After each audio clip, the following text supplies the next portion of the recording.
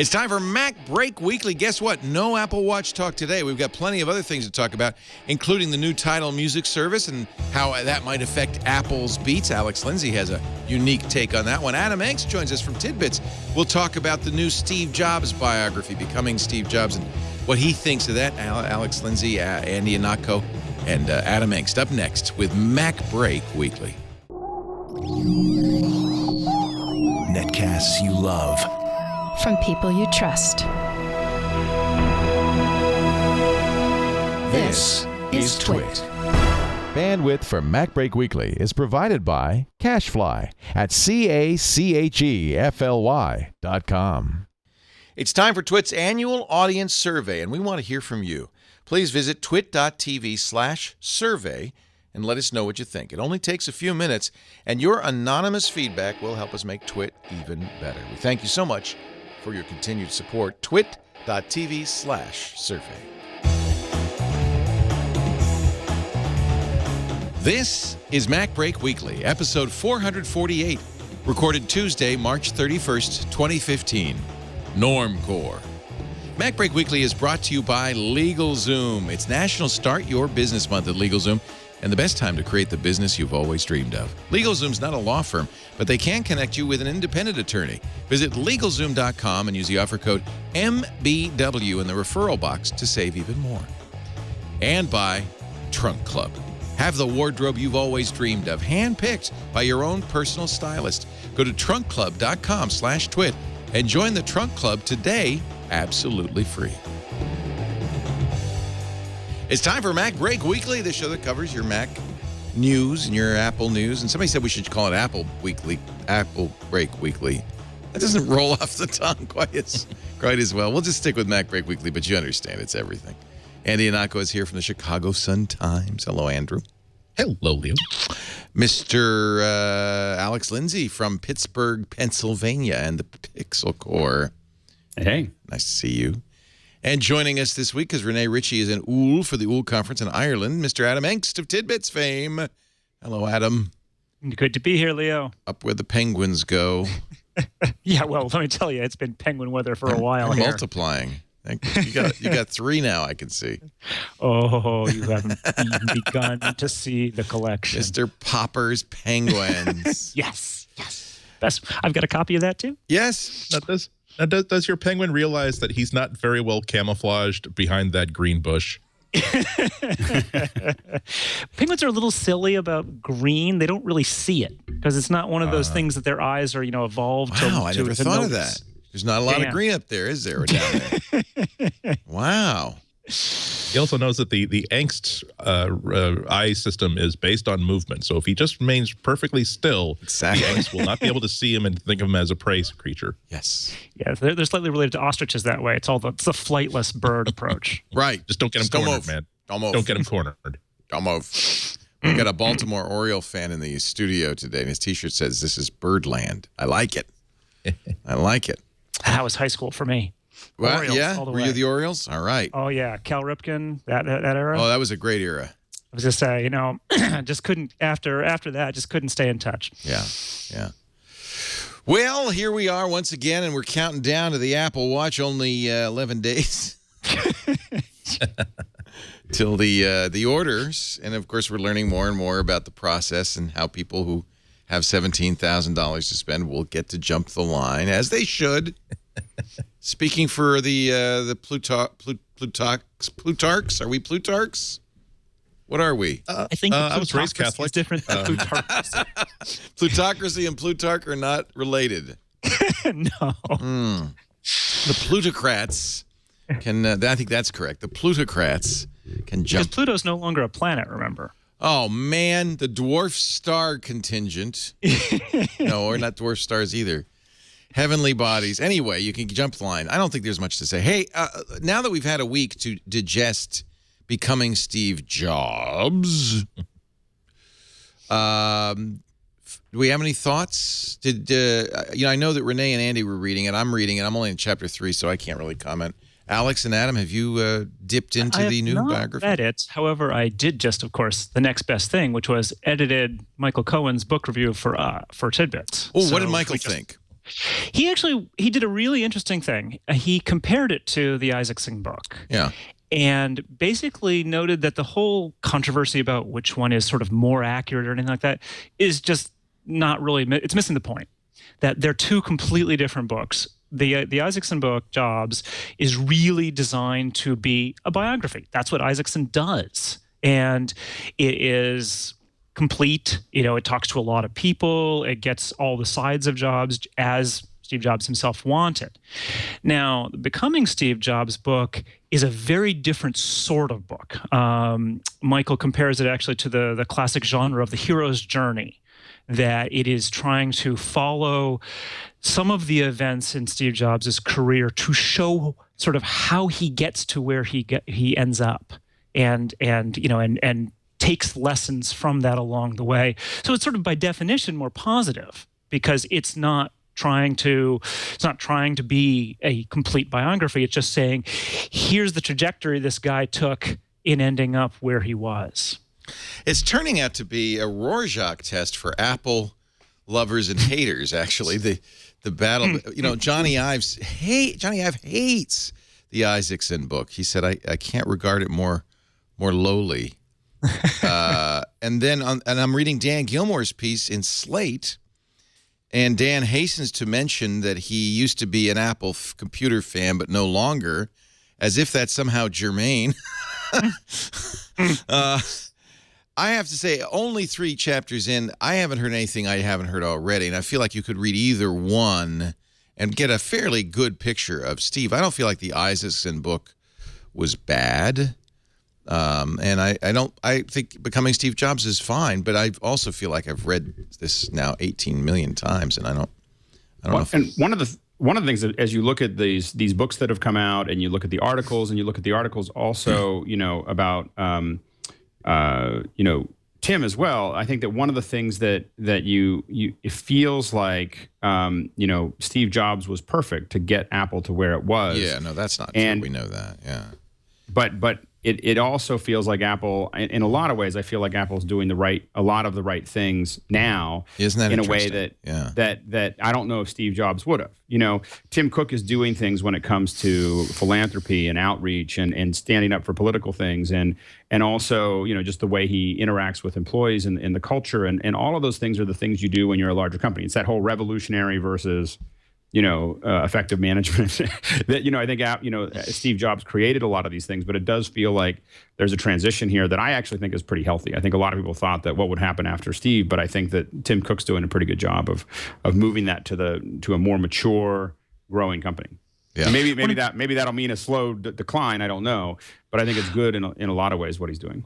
One of the things I've been fascinated to see is just how many interviews with Steve Jobs and Johnny Ive, they just keep coming. And, we were joking on our staff list that he's going to start giving interviews to high school newspapers. I mean, it's just... Yeah, well, considering this is a guy who's been avoiding any press for years, for decades. Yeah.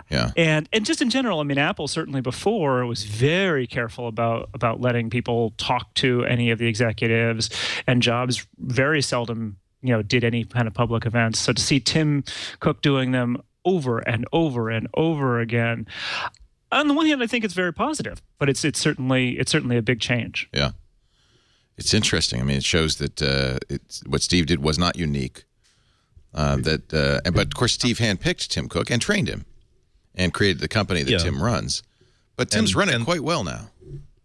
Yeah, absolutely. And also, as you can't say this often enough, that Apple is a creature, an evolutionary environment in which you will not succeed to the level of that level of management unless you are simpatico with all of their values and all of their principles. And here I'm mostly talking about their thoughts about the role of technology, what good design is, and what their role what the relationship is between a maker technology and a consumer technology should be. Yeah. So you're really not going to get one of those mavericks who lasts for 10 years and gets promoted to a senior vice presidency if they're the person to say, oh my God, Johnny, this is the dumbest thing you've ever done ever. Who the hell would ever want to buy something like this? And it's not because they have a legacy of yes people. It's because everybody tends to work together. It's like you don't join a baseball team because you want to play basketball. And Apple, sometimes it's a problem with Microsoft and Google and other companies. Apple is a baseball team filled with people who want to just play baseball.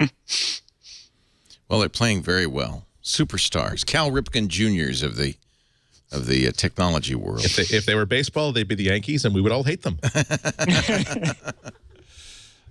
Interesting book, though, and I'm not. Does your reviewer like it? Yeah. I think Michael does like it. He says as he just keeps coming back, it's just so different from the other book in kind of the basic thrust that, Isaacson had a lot of access to jobs and exclusive interviews and things like that. But the other guy, Slender, claims to have had a lot of access too.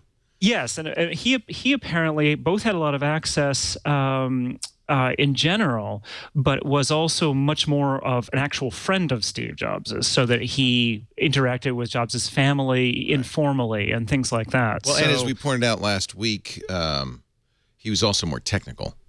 Yeah. So Isaacson's, the failure a lot of people felt of Isaacson's book was he didn't understand technology enough to ask the right questions, which is, I'm sure, exactly why Jobs picked him.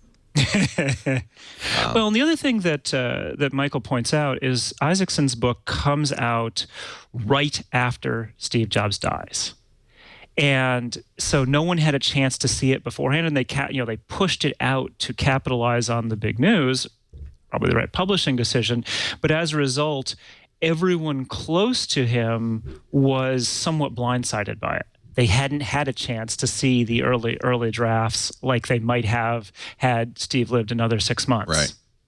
And also, it's entirely possible that Steve's opinion would have possibly changed the book, probably not, but he certainly would have talked to his friends and family about why it did what it did and whether or not that was what he wanted. Yeah. I'm enjoying it, but and I'm an Apple fanatic, and I feel like, okay, I've read so many books on Steve Jobs now. It's hard to find a new anecdote. Plus, I over time have met many of the people mentioned in the book, heard those anecdotes from them. I mean, I just feel like it's not a must read, but it does give you a new angle on it, I guess. I just think that no one biography is going to give you the whole story on any individual. But this is, if I were to recommend one book on Steve Jobs, it would be this one. Okay. And partly for the reason that you mentioned. I have heard a lot of these stories from people who, directly from people who either worked with Steve or worked with people who work with Steve on a regular basis. And this is the first biography where, when I hear those stories again, it tracks very much with the experience that these people were sharing with me. Whereas not that every single not that even the majority of the stories I read in the Isaacson book had that sort of experience with me, but when it did happen, like, oh, that really kind of isn't the way that this person told me that story. And when you hear the same story from 2 or 3 people, both of whom were either in the room or talking to people 10 minutes afterward, that probably that printed version is not it's factual, but it's not true, so to speak. Yeah. I came away with one little tidbit which I enjoyed, which was that in the entire life cycle of the Apple II computer, from 78 through 1993, they sold a total of 6 million. Which is how many iPhones are sold every week. Yeah. So I thought that was quite interesting. They only sold something like 130,000 Apple IIIs. The Apple III was quite a flop. Yeah, well, that's not a surprise. I was a kid when the Apple III was coming out, and we went from being extremely excited about what the follow-up is going to be to the Apple II to universally like, wow, that really is what we're getting after winning. I can't. I'd have to go to like the BlackBerry Playbook or the HP's tablet, first iPad tablet, to a product that landed with such an audible thud on the ground as the Apple III. It was not anything anybody wanted, and it did not in any way improve upon or replace the item that people already had. It was amazing. Now, it will be interesting to see if there's a change in printing. Michael did note that there's a number of minor trivial errors in the Schlender book. The Apple One did not have a 6800 processor, but a 6502. 6502. Did they say 6800, really? Yeah. Wow. 6800, not 68,000. Yeah, no. I think, yeah. Wow. And then he calls the first Macintosh ivory, not beige, and claims the iPad 2 had a flash, which it did not. So there's a number of little things that probably could have been fixed in like Mac Tracker. Yeah. It's odd. And there's a couple of those are kind of interesting, like especially the glib with the processor, because the interesting story is that it's the arrival of the 6502 processor that enabled all of these little homebrew computers to be happening. And just the same way that now Intel will release a mobility enabled very high power processor, and now suddenly you're seeing little tablets that can run desktop apps. There are mistakes here and there, and I think a second edition is going to be a must buy for anybody who bought the first one. It is available on Audible. That's how I've been reading it. I feel I have to apologize for not having finished it. But you did, Andy? Did you finish it? I got to the end of it just over the weekend. Yeah, I should have buckled down and read more. Yeah, it's a very readable book, and also you're not missing out by. No, I enjoy listening to it. Yeah, yeah. Let's take a break. We'll talk about Tidal versus Beats. We'll also talk about lawsuits and iWatches, Apple Watches. How many months and we're still not saying the right word? Crying out loud. I've trained myself to say Apple Watch, but I cannot say Apple Edition Watch. No, is it Apple Watch Edition? How do I say the steel one? Not a watch. This is such a big mistake, the way they named this thing. Yeah. Comcast says, I don't know, we never talked to them. And Tim Cook says, I'm giving away all my money. We'll tell you where to line up. First. Yeah, really. Pass it along. Dibs. Dibs. and we'll report on why Mircat is dying and taking U.S. tech journalism with it. Our show today brought to you by LegalZoom.com. It's a National Start Your Business Month. Actually, the very last day of National Start Your Business Month at LegalZoom, which just means it's a great time to start the business you've always dreamed of, or if you have a business and you haven't put it on a proper legal footing, to do so. Now, LegalZoom's not a law firm. They help you get your business done at your direction. They can also connect you with an independent attorney. So if you have questions, it's a great place to go as well. Now's a great time. There's never been a better time to start a business. And LegalZoom.com makes it easy. It made it easy for me 10 years ago. We are now at the 10th anniversary of the LLC I formed to start Twit. They've been giving advice for the last decade to 1 million business owners just like you and me. If you need advice for your business, no problem. LegalZoom isn't a law firm, but they have built a network of trusted attorneys to provide the guidance you need for your specific situation. And here's the best part. During National Start Your Business Month, LegalZoom is offering an attorney consultation for only $50. If you're unsure about the best way to start, if you already run a business, you need some advice, this offer is for you. Get legal advice for your business, no further obligation, a low one-time cost of $50. Wow. My attorney picks up the phone, it's $70. Go to LegalZoom.com today to find out more. Attorney consultations are provided by independent attorneys available in most states. Get the legal help you need for your business at LegalZoom.com. Offer code MBW in the referral box, and you'll save even more.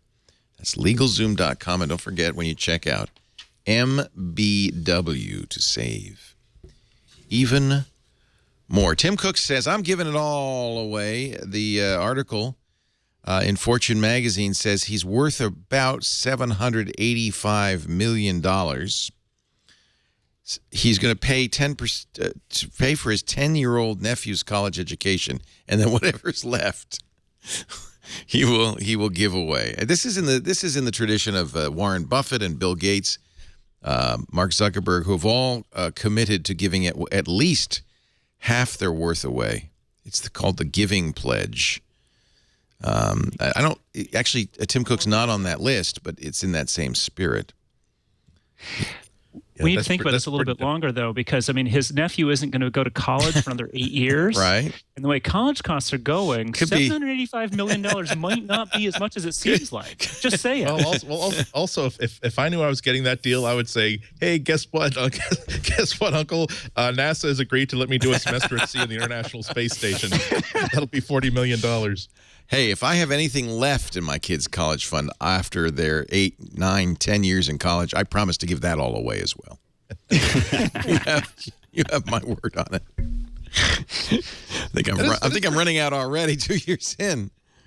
That is a pretty cool proposition, though. When you think about what you could do if you have tens of millions of dollars to disperse, and it seems as though the least satisfying thing imaginable would be to simply let it be your children or your relatives' problem after you die. The idea of sitting there and thinking, what problem do I want to solve forever for some city or some institution? The idea that I'm going to put $30 million into an endowment fund so that this library or this educational system is always funded so long as they don't screw things up, like try to launch a startup or something like Andy, that. I'm just saying, if you wanted to give away your entire Justice League action figure collection, not hand it off to your kids, I know somebody would take it. That would be roughly half my net worth, so that would be a very Tim Cook gesture. Tim Cook told Fortune he already has started donating money quietly, but he wants to develop a more systematic approach to philanthropy, and that's exactly what Bill Gates said.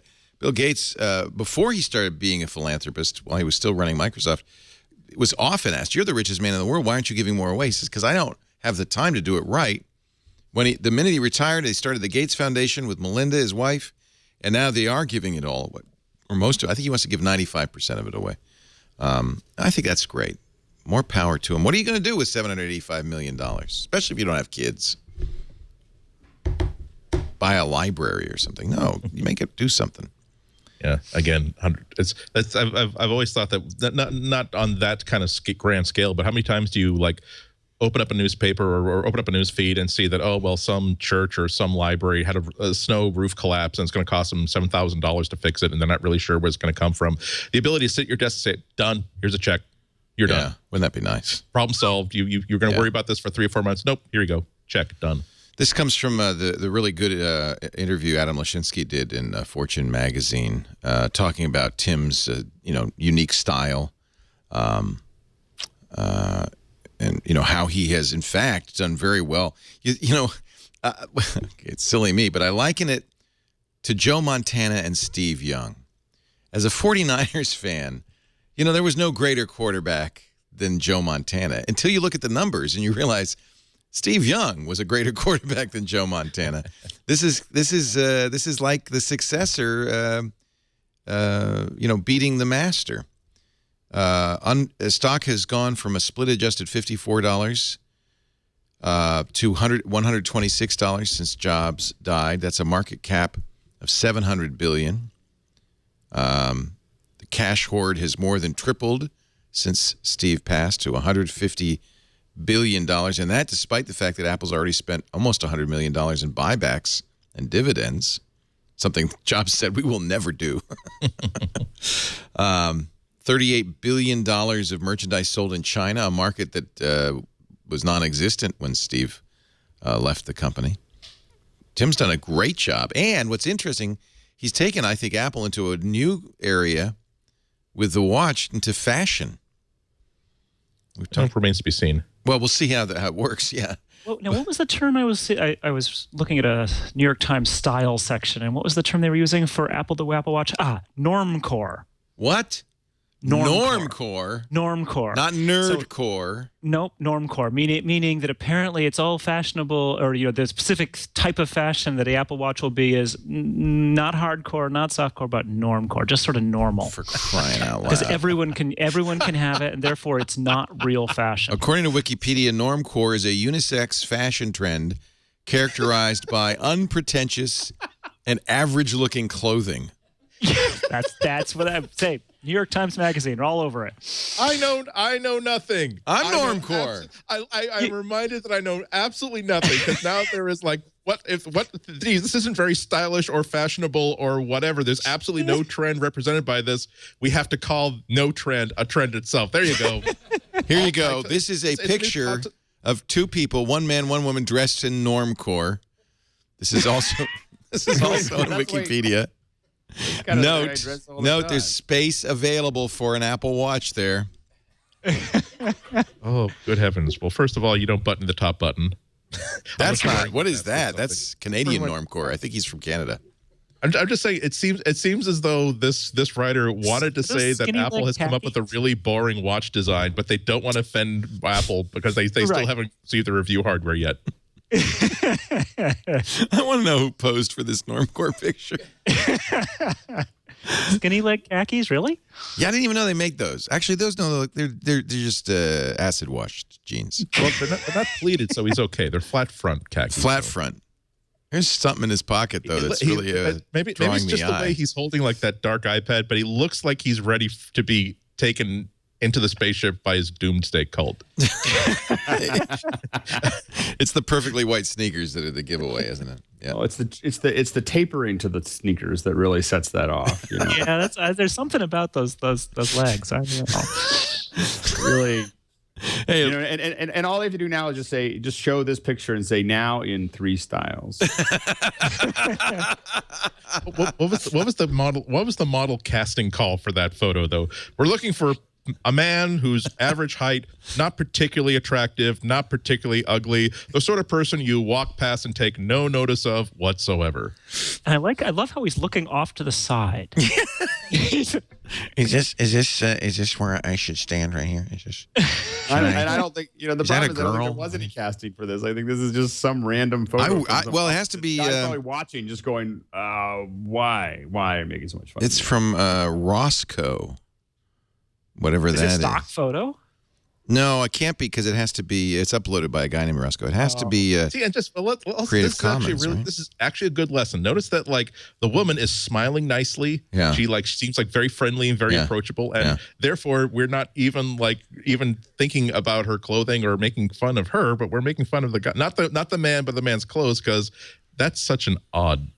That's an odd face. That's an odd facial expression. I'm saying. It's a why am I standing here face. I don't understand. I think he's about to say life is like a box of chocolates. If my peer review were not in 24 hours, I would not have agreed to this. I don't know what do you have my stapler?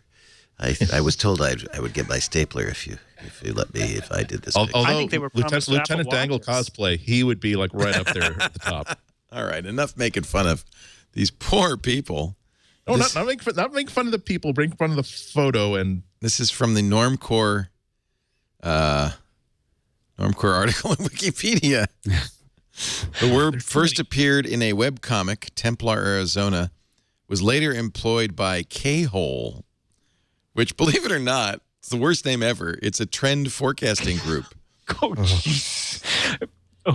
Why would you name your company K-Hole? Jeez. That's terrible.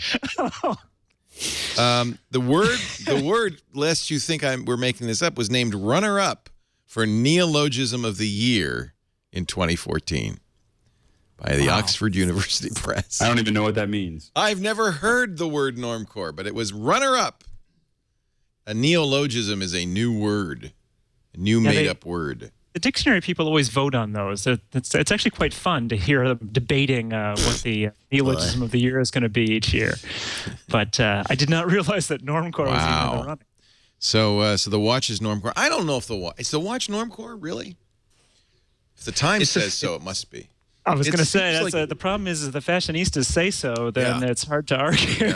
Yeah. It does, but in all seriousness, it does seem like this sort of thing where they realize that a watch is a very unique and particular sort of appeal to individual people. You can't find one design that is unique that everybody's going to enjoy, or enough people are going to enjoy that it will do what Apple wants it to do. So you have to come up with like the Jimmy Fallon style design, which I mean that is an insult towards the watch of Jimmy Fallon, but someone who is very, very palatable to a very, very wide range of people. Because the David Letterman style is going to turn off a lot of people. No, that's a good point. Yeah, Leno's more Normcore than Fallon. Maybe Fallon's a little more youthful. Well, Leno is Fallon's Letterman. It's like Leno is edgy compared to Fallon, Really? which is why he has such a great audience. Right. It's like he does stuff that the most people are going to really enjoy. It's not because this audience is stupid. It's because it is a very, very open big tent. So RF that's why I feel 2020 in about our this. chat room says that Apple is becoming mainstream. Oh, becoming is. It is. Hell, It is. Well, in wow. certain circles, certainly here in the West Coast, it is It's the I need to largest, disabuse. company in the world. I would call that mainstream. Yeah. That's not really that measure is by its stock value. Most valuable company in the world. Yeah, by stock value. That the price But to still, I mean, earnings. that would be okay. Maybe that's not the definition, but it's the smoke that would point Right. towards Well, the fire. and also keep in mind that we're also, the Apple brand is always in like the top 3 or 5 of brands in the world. So Yeah. they're not a well-known missing brand. out on Yeah. it's not like we're talking Gazprom being the most valuable company, and who knows what Gazprom is. Was I mean- the former most valuable? Yeah. No, that's company who in the Apple world. took over from. I mean, I don't know exactly how Gazprom is run. There's Russians involved and oil, so we don't want to go there. But You can't go wrong with fossil fuels. So Apple has spent a teeny weeny bit of its cash reserves on a database company called FoundationDB. Why? It's a It's a NoSQL database, which is very fashionable right now. It's probably for use on the net. Yeah, it looks like it's for their back end solutions. Yeah. They're not, and I think that one of the upsets that has been connected to this and some of their other purchases around this area is that they're closing it up, and there's people that were actually using it, and there's a high probability they're not going to support it. So they're not. They've gonna, already shut the website down. Yeah. Right, and so there's a lot of developers who were using it for their own thing that think that it's all going to be taken away, and they're not. Now they've built up a lot of infrastructure around it. So there is some upset related to this. The motto for FoundationDB, I think this is Normcore: no SQL, yes acid. I mostly like the fact that it can do 14.4 million random writes per second. Wow. And I'll bet you the guy in that photo knows exactly what that means. Oh, I hate it. I really hate no acid. Now We don't the know what other Apple's going to possibility- do with it.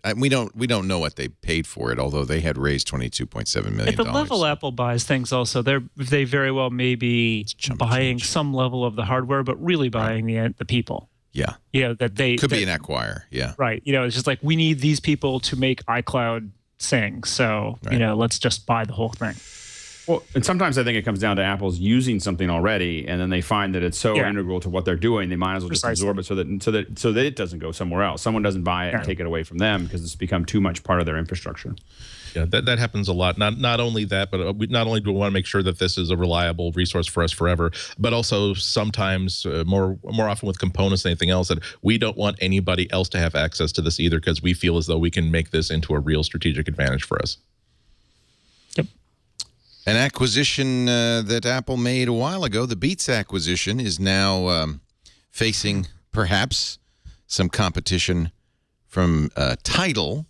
I watched this morning with growing surprise and amusement the Tidal announcement. They had a lot of stars. I'm trying to find the video of it. Of course, Jay-Z was there. His buddy Kanye was there. Beyonce was there. Madonna was there. Daft Punk was there. I mean, everybody came out on the stage. They had a lot of artists. There's Arcade Fire. But let me jump it's ahead. like an award ceremony, except Exactly. that it's, Look at this. Complete with a clear podium. Look, there's dead mice on the stage. One dead mouse. So the idea, then they all weirdly signed this piece of paper, which we didn't know what they were signing. It wasn't really clear. There's Rihanna signing that. She's going to hand off the pen to Usher. It's a tontine, and the last one to survive wins $8,000. So Tidal's been around for a while. What are they signing? The Declaration of Artist Independence. And look, a little thumbprint from Usher. Well, and I have to admit that the scheming side of me wonders whether what this really is a play to get bought by Apple. So, I mean, this, no. The thing is that these guys are all, wait, just hold on. These guys are all getting a percentage of this company. They're in a very uphill battle for this, right. But they do represent a core number of people that Apple would be very interested in for Beats, and probably be a lot less expensive than Beats to acquire. So if they were remotely successful, it would be easy for Apple to just kind of absorb this into what they're already doing. Apple doesn't need them. They could just laugh and let them move on. The real question is whether they'll get artist exclusives. These guys are signing something, but I doubt very much they're saying, oh, yeah, we're going to make sure our albums only appear on Tidal. Now, Tidal is $10 for a very similar service to Beats or Spotify. $20, though, if you want the CD quality music. Kind of like Which I'm not sure if anybody around can hear anymore. I have Tidal on my Sonos as well as all the other things, including a lot of high-res music that I could play directly. On the Sonos anyway, I can't tell the difference. It sounds, CD quality sounds exactly like whatever else I'm getting. There was a claim somewhere that Tidal was going to get early exclusive to new albums. Right. So it wasn't going to be exclusive, but you'd get it for the first month or whatever. That's what Madonna's doing with her knee on the table. She's like, I will give you exclusive. Here's Nicki Minaj. They have some very well established artists. I don't see Taylor Swift in that lineup. Look at Nicki Minaj signing like a normal person. Yeah, how dare she? Wow. My favorite, though, is Daft Punk. I'm still trying to figure out the Madonna humping the table. I don't understand what that was all about at all. Is that like, that's the only, for some legal tax reasons, she has to give it a knee print? It's not legal unless I have a feeling that she knows that if everyone's taking photos, that'll be the photo everybody uses. Yeah, she's right. That's true. You're absolutely right. That's brilliant. So the question is there room? And really the question is related to Beats, because Spotify really owns this market. Pandora, Spotify own the market, and most of these others are a tenth of the size, if that. Beats was at purchase by Apple. We don't even know any numbers since then. 250,000 users compared to paid users compared to Spotify's 10 million paid users. So I mean, we're 1/40th the size. On the other hand, I have to say, Apple, with its marketing clout and its brand name and iTunes label, and I could perhaps push it forward. 400 million credit cards. I think that's over. I think that the value of that is overstated. Amazon also has everybody's credit card, and it's not so hard to put your credit card in once. Already selling more than anyone else into this industry. They are selling a lot of people. Yeah, downloads. Yeah.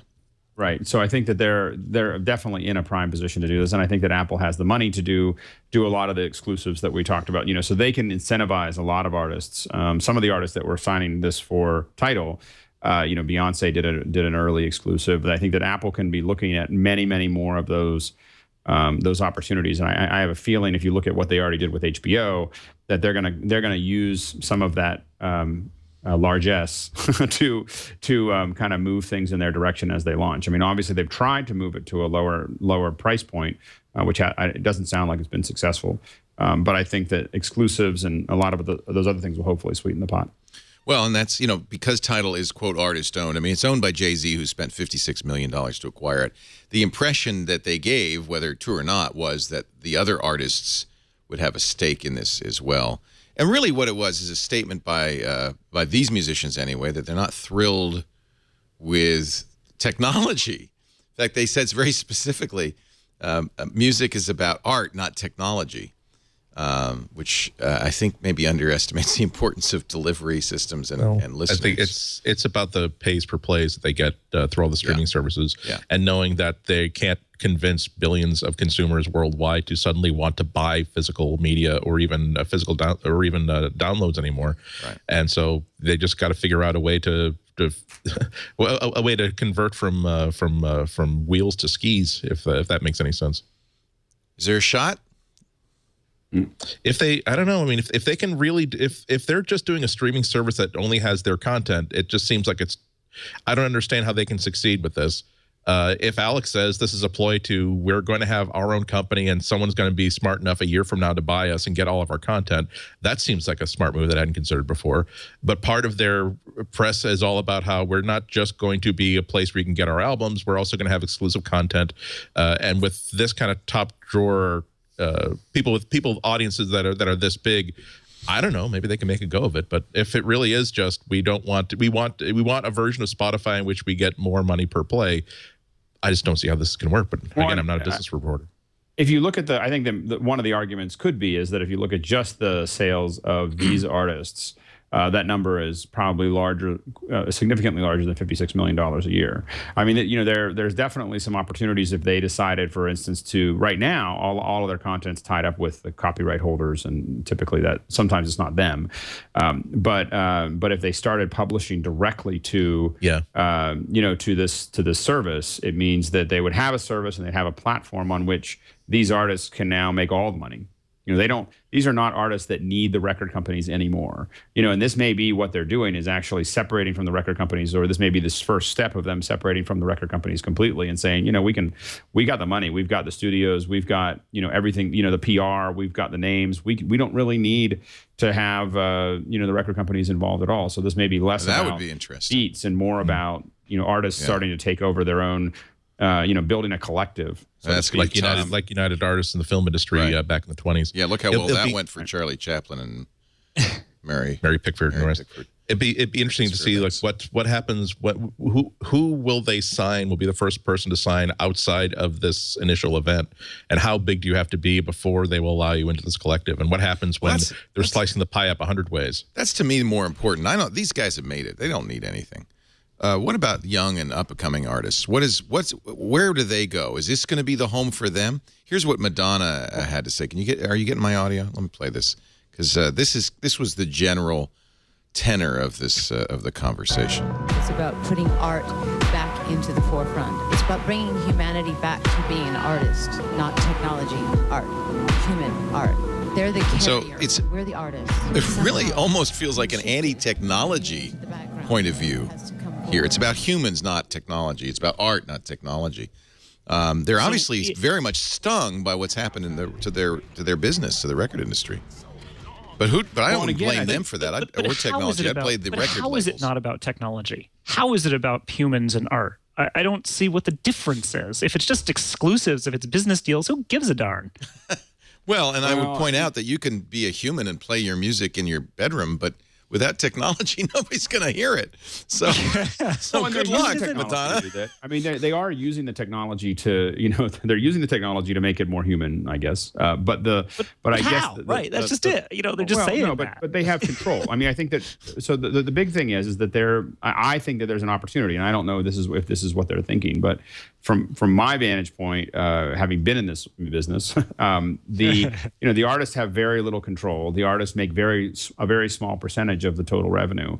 What they can do with this is we're not printing CDs anymore. You don't need the factories. You don't need all the other things that are there. Radio doesn't really mean as much to them as it would, and people would still play their stuff on the radio even without PR. I mean, I think that if you look at Peter Gabriel's making as much money now as he was before, and we barely hear about him anymore, but he's selling directly. He makes every penny. Well, that's why these people they shouldn't be going, I hate technology. They should be saying, I hate record labels. It's about us independently reaching out to our fans and eliminating the middleman. Well, technology enables that. Yeah, and I think when they're thinking of technology, they're thinking of. I mean, I think saying they hate the record labels is a that's war. So I think that would be a declaration. Right. But I think that the thing is that they have. I think the argument that could be happening there is that we're going to all get together. We're going to do exclusives together. That synergy between the handful of groups that are there will attract others that are high profile. But as you bring in and start to nurture, a lot of them already have record. A lot of those guys have their own little record labels that they've worked on, and so on and so forth. As you start to curate more people into it, then the other advantage for these first guys is that they're going to make money, a little bit of a percentage on all the newbies coming in. They may be giving those newbies more money. They just want to take over as record labels, is what you're saying. That very well may be the case. I mean, I think that they may be saying it softly because they're kind of moving that, sneaking up on that horse. But I think that I think that may be what they're doing here. This is maybe less of a play, like, because one of the things Jay-Z said is everyone doesn't have to lose for me to win. Like, and he's right if that's the model he's going after. If he's going after, they're going to be a publisher essentially, for their own music. That would be cool. Yeah, because the thing is that very few of them could do it right by themselves. There's an added audience factor by having this kind of wide range of wide group. And Jay-Z's a pretty good business person, so I think that he's probably figured that kind of stuff out. And at $56 million of a purchase to get it off the ground, it's not. These guys that group can generate an enormous amount of revenue, and so. I think it by itself, it could make sense. I still think that it also positions them, if they chose to, if it wasn't super successful, to sell that whole exclusivity to Apple if it wanted to, because I think Apple is probably going to be pretty aggressive once it starts going down this path. They've proven that they're willing to spend $3 billion on headphones, and a service. The service I think was more important to them. I wish they'd been more clear, but if they were saying as the top artists in the industry, we're going to eliminate the record labels because technology enables us to distribute directly to the audience and have the audience pay us directly. I think everybody see one of the things. People are saying these guys are brands. They have the clout to do this, at least initially. But what they really need to do is to embrace technology and say that's what's making it possible for us to go beyond this feudal system called the record industry that's been going on for 50 years. It's time to eliminate that. And then what they'll do is create another feudal system. I mean, that's how this is all going. Well, that's why I'm curious where the independent artist, the up and coming artist, what role does that person have in this? By the way, Bob Lefsetz, who writes the Lefsetz letter, which is the kind of the crusty old curmudgeon of the music industry, is completely skeptical, and he sees this as an anti-piracy move. Well, actually, he sees it as a money thing. Well, of course it is. But he says they don't have a chance against the deep pockets of Spotify and Apple, or incumbents like Deezer, which is very big outside the U.S. He says, first and foremost, you've got to pay for Tidal, and therefore it's dead on arrival, just like Apple's new music service, because people are cheap. Now, I don't think this is true, but this is what Lefsetz says. They love their money more than their favorite artists. Never forget it. And the kind of person who pledges devotion to Tidal artists is the same kind of person who's home alone, broke, waiting for parents to put cash on their debit card. Now, if Tidal had a free tier, but wait, it doesn't. It can't afford to lose that much money. It's not in it for the long haul. He says, in fact, no one in music has been about the long haul since the turn of the century. Cash in. Well, I think that the issue is that if these artists decided they were going to either do it exclusively on their own for a certain period of time or hold up the content altogether, and this is the only place that you can get it, they have a fan base that's large enough and be willing just to, and especially if the fan base knows that money's now going back to the artist directly and they're getting a higher percentage, most of their fans would prefer to buy it from them anyway. I agree. That would be. So I think that's. Yeah. I think that, I think it's a little bit of a cynical view of that, because I do think people are willing to pay money for music. I think we got to a point because we were paying too much. I mean, I think this was a huge conversation in the 90s. A lot of us were saying, $16 is too much for a CD when it costs less to produce the CD than it costs to produce the cassette. And so the thing is that, we all knew it was nuts. In the early 90s, that this wasn't going to, and so people just got tired of being screwed, and so, which is what a CD and a DVD is. It's just, it's a public screwing, and so the thing is that but anyway, that I think that people don't, that's why they wanted to get it free, because they were tired of what was being served to them. So let's take a different look at this. The service I use is Rdio, mostly because I like the client better than others I've seen. But one of the things that I found interesting about how I end up listening to music is that it's really quite different. That most of the stuff that I've heard on Rdio, I wouldn't buy. That I like listening to it, but I like listening to it in sort of the radio context. And being exposed to the vast titles count that's not even on the site, like Rdio, I think they have 30,000 tracks or something like that, means that I'm all the less likely to want to buy music because it feels like there's so much out there that I could want. Whereas back in the day when pre-internet, you didn't know that there were 30,000 tracks out there that you could get in quite the same way. It was too hard to find that.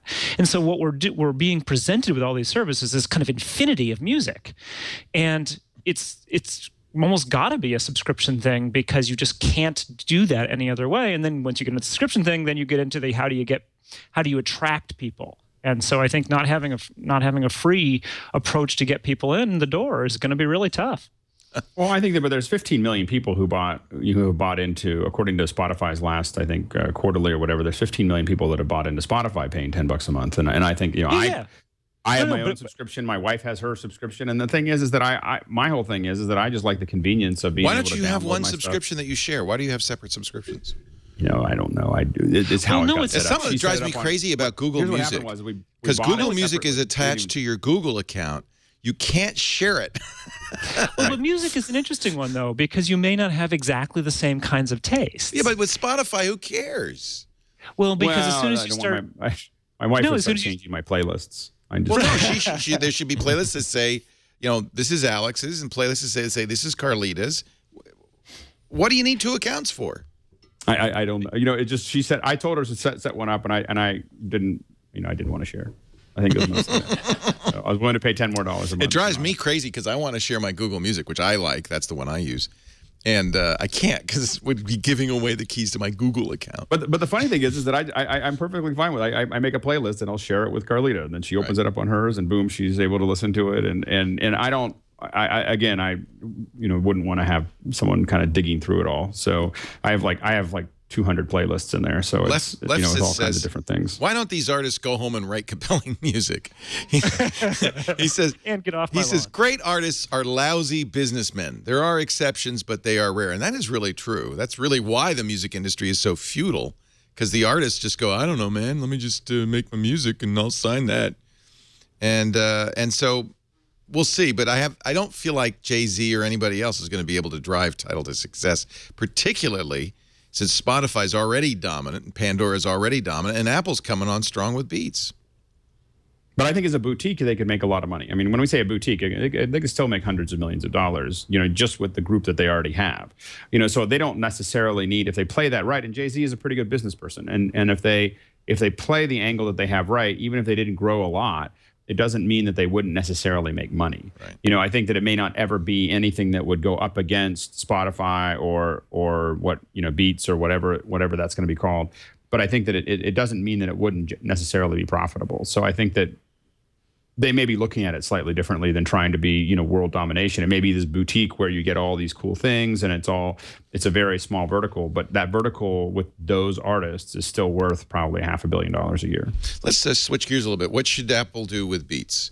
We're getting close. I think sometime this year, iOS 8.4 will come out, right? That'll be the Beats version of iOS. What's going to make Beats steal, which they have to do to succeed, right? Or maybe not. Steal customers from Spotify and Pandora. Do they have to do that? I think they'll do exclusives. I mean, I think that'll be one of the big things that they'll do. This might make it tough now. This takes out a group of people that they probably. By the way, Taylor Swift is on Tidal. By the way, is a signatory. I found out. The Tidal chat room told me. So if Tidal sweeps up all the exclusives, that's going to put Apple in a tough position. Unless they buy them. Yeah, maybe they will. Yeah. So, but I think it does make it more difficult. I think that Jay-Z may have decided. I mean, the reason that I think that the timing is interesting for Tidal as compared to being a purchase option for Apple is that it happened right after Beats. I believe it happened. He bought Tidal right after the Beats acquisition. It was like very, very close. Like someone was doing the math. He said he'd been working on it for a long time, but it seemed like it moved very quickly right around that period of time. So. But yeah, because it could be very profitable for everyone involved. That whole group, it would be very profitable if Apple bought them for $2 billion after them all just signing something. Which is that could be a possibility as well.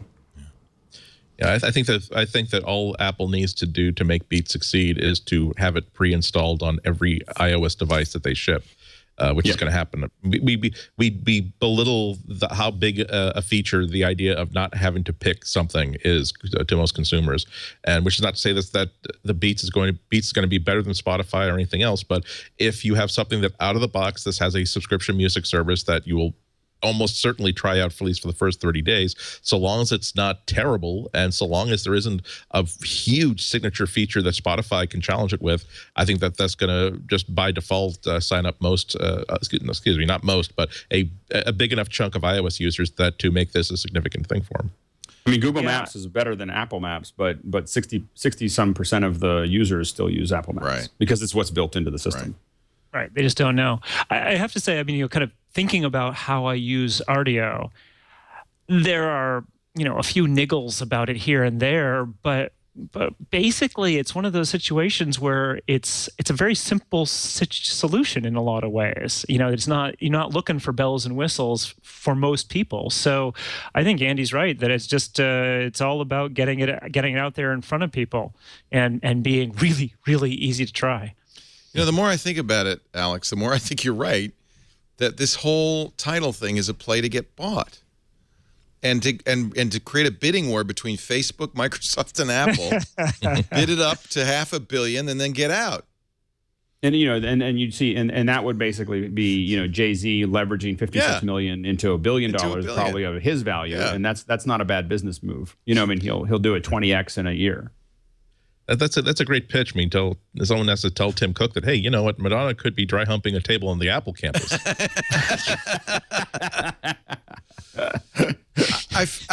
Is it too late, or is it so easy to switch that? See, I feel some loyalty to the system that I'm using. I used to use Spotify, and I switched to Google Music. But so for those of you like Adam, and you use Rdio, and Alex use Spotify, is it too late? Well, I think for me, it would be importing my playlist would be important. Yeah. So finding some way that you're going to be. Well, that's probably easy, right? Yeah, I don't think that's going to be too hard because I think it's kind of web based at the moment. But I think that it would be getting my playlist, knowing that that's going to be easy to get into Beats would be important because that would be a significant thing that would keep me from. That would be the only friction, really. How about you, Adam?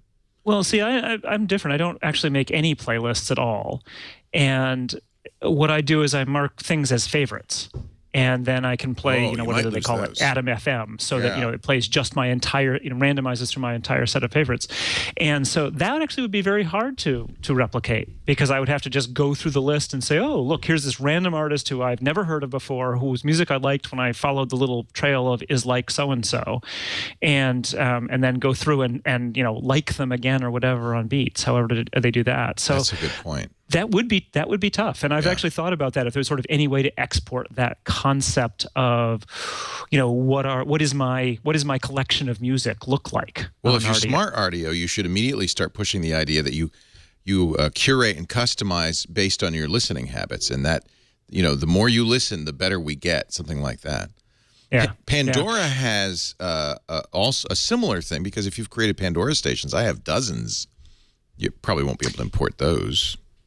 Well, and those are often, I mean, unless the Pandora stations that you've created are artist-focused, I know. Well, right, that's just it. It's like, oh, this is the, the Jay-Z station or something. But you curate it with thumbs up, thumbs down over a period of time. Well, and see, here's an interesting question. The thumbs up, thumbs down stuff is actually pretty subtle, and like I had to look into this in Rdio recently, because what Rdio does is that thumbs up says, play me more like this. Thumbs down says, never play this particular song again, which seems to me to be wrong. Because if I put this in a favorites, I'm just not feeling like listening to that song right now, or in this context. Thumbs down is totally the wrong thing to do. Turns out skip is the right thing to do there. But this is stuff that you don't know. And so what I would like to have is like to be able to curate, as you say, a station where I could say, yeah, it is my Jay-Z station. I wouldn't be because I actually have no idea who Jay-Z is. But I like the Jay-Z songs. But look, I said I favored this album, but this one song, not feeling it today. So, don't play stuff like this today, but reset it maybe for my next session or something like that. There's a lot of possibilities there that become tricky to work through it appropriately for different people. Here's an interesting blog post. Sam Mateo in our chat room passed this along from the Music Industry blog. Says that really Tidal, the idea is to become Netflix for music. It's a next generation label In fact, and he makes a good point. If you created Tidal originals, as Netflix has created Netflix originals from these big artists, or signing new artists, if a few of them became hot, man, you could have something of value there. Tidal is creating an aspirational premium streaming brand. It's Tidal Edition. It's going to be gold. It wants to be the HBO of streaming music. It's an exclusive first streaming release window for artists. And that would be great, because then I could ignore them entirely. Yeah, those artists I don't really. Yeah.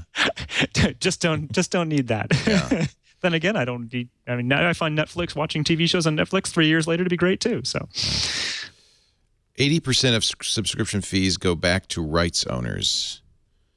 But doubling the subscription price only means artists are getting paid in double cent increments rather than single cents. That's a good point. This is a good blog. I don't know who writes this. But the music industry blog with a counter example. I actually feel like there's a chance for Beats, because I first of all, it's going to be on all my devices, right? My iDevices. And I'm kind of thinking, maybe I should try it out. So maybe there's a shot. I mean, there will be a window of opportunity, wouldn't there? But aren't you using Android phones? I mean, what if it's not on the phone, or it's not in your car? If Apple makes it only iOS, you're going to have a problem, right? Right. And let's face it, will they do that? Well, there is a Beats Android app now. Yeah, precisely. There is now, but would they keep that going? I mean, they certainly don't seem to have been pushing the Windows development side of their other apps as much. Interesting. I think it'll be interesting to see how they use curation, and see what curation means to them, as they start to move that forward. Because I think that there's still a real, I think there's an opportunity to somehow find a way to remunerate the curators, make sure that they're actually getting some small percentage. They could have these they could call them like jockeys or something. There's a word with jockey in it somewhere, I'm sure we could use.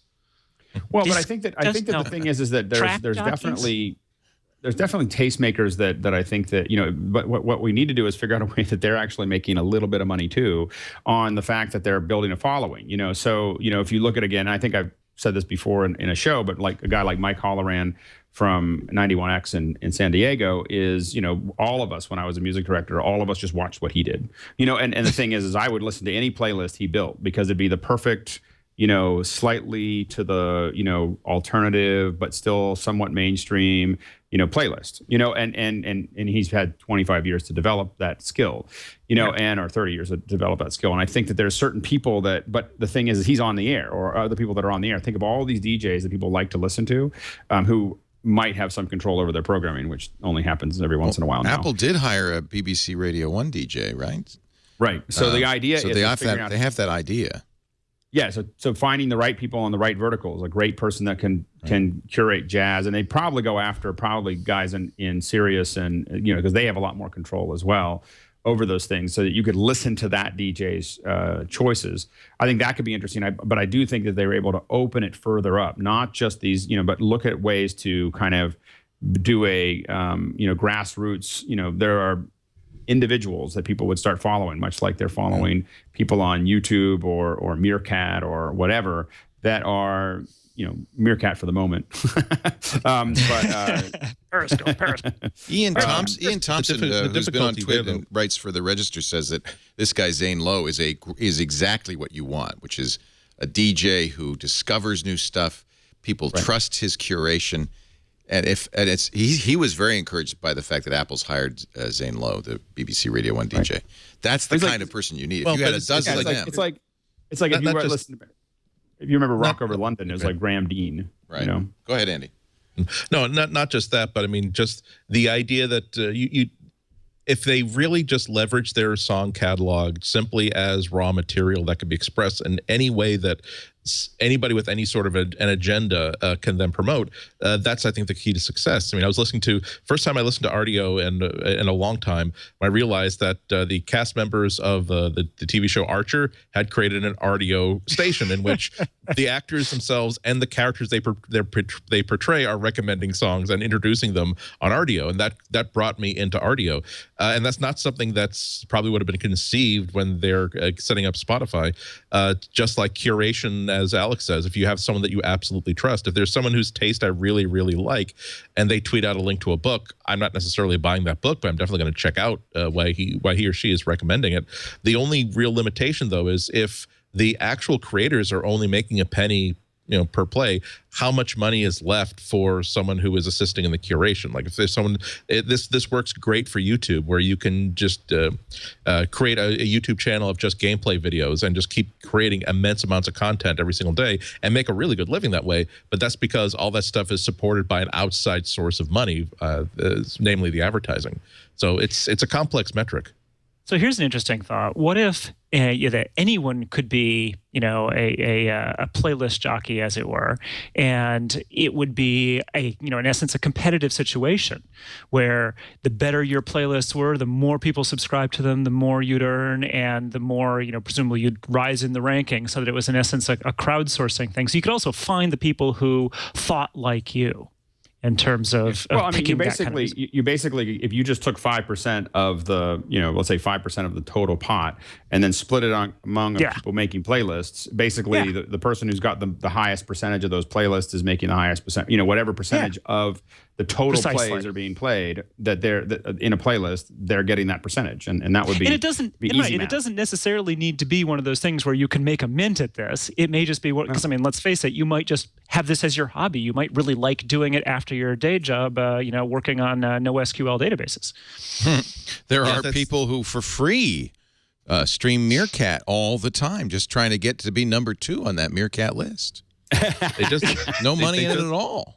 They just want to have the title of "I was the last person to stream something on Mircat before it got shut down for lack of operational funds." Oh no, they got plenty of money, I think. Okay, they just got 12 million, right? So sad to say they'll be around for a while. I shouldn't say that. I actually like Mircat. We interviewed the. If they're smart, they're not buying a lot of ping pong tables or Aeron chairs. They are smart. We interviewed Ben Rubin, who started Mircat on Triangulation on Monday, and I was impressed by how smart he was. And Mircat was an experiment, so it's kind of an interesting story. They had created a company called Yevo, which did live streaming, and it wasn't getting traction. So they decided, as a group, they laid off people, so they had more runway. And they decided as a group, we're just going to try different things to see what works. We're going to experiment to see what works in this space. And it just happened. The first experiment was Mircat, and it did hit. But it may have hit temporarily, but that doesn't matter. Well, and let's face it. I mean, the temporary part may be because Twitter cut them off at the knees. Well, he said, and I agree with him. It's not great, but not having the knowledge graph doesn't. You still can tweet. You can still all of that stuff. And he also said, and by the way, there's also Facebook and Google. There's lots of other places you can use social media.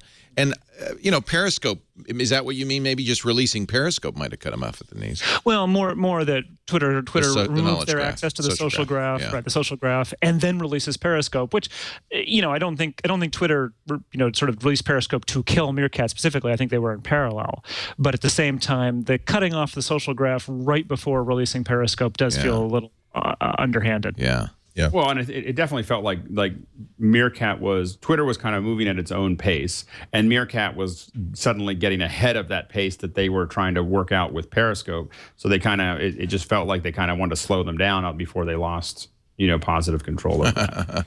That's what it felt like. And I think that the problem with all of these, the problem with Mircat specifically was that you already had Twitter who had already, I guess, reportedly spent $100 million on Periscope. Right. And then you have, Facebook could build this in a heartbeat, to do this. And so it's just hard to know what would be really unique other than being able to build an audience very quickly, which Mircat was starting at. But I don't think. I actually think that I looked at it I didn't know how successful it would be, mostly because I was being successful at it. Right. And I wasn't doing very much. I was like, I was in Rwanda putting it on the dashboard of my car, and I was in number 8 for a while, and I was like, and I kept on waiting for other people, a whole bunch of other people to come up, but then it just didn't feel like there was that many. Was it last week that we made that our app cap? Oh, no, it was 2 weeks. 2 weeks ago. It was the Apple event. 3 weeks ago. Or 3 weeks ago, yeah. We were all Mircatting each other. Yeah. Yeah. Boy, how time flies. You saw the Boy Genius. You saw the article in Boy Genius Report talking about how really it's the tech journalists that made Mircat a hit, and there really is nothing there. Nobody uses it. Mircat, what did they say? I got to find it because it was a great headline. I read it earlier, but now I've lost it here. There it is. Mircat is dying, and it's taking U.S. tech journalism with it. Okay. Written, obviously, by a guy outside the U.S. A tech journalist outside the U.S. I don't know. Yeah, I don't know that that's exactly fair. I mean, our job is sometimes to. I would agree if someone is saying, "Oh, we're not picking winners." Well, no. If you're saying that, oh, my goodness, Mircat is going to be a disruptive force, and because Apple doesn't have a streaming service, they're doomed. Right. As opposed to, hey, this is kind of cool. Hey, look, it's really easy, and hey, look, I'm in a car, and here's me driving my car with this app. I don't feel like our job is to pick winners. It's something just to talk about. Exactly. I mean, that's something I get very tired of. Yeah. And also, I mean, we actually wrote about Mircat and Tidbits one week, and then almost immediately Periscope comes out.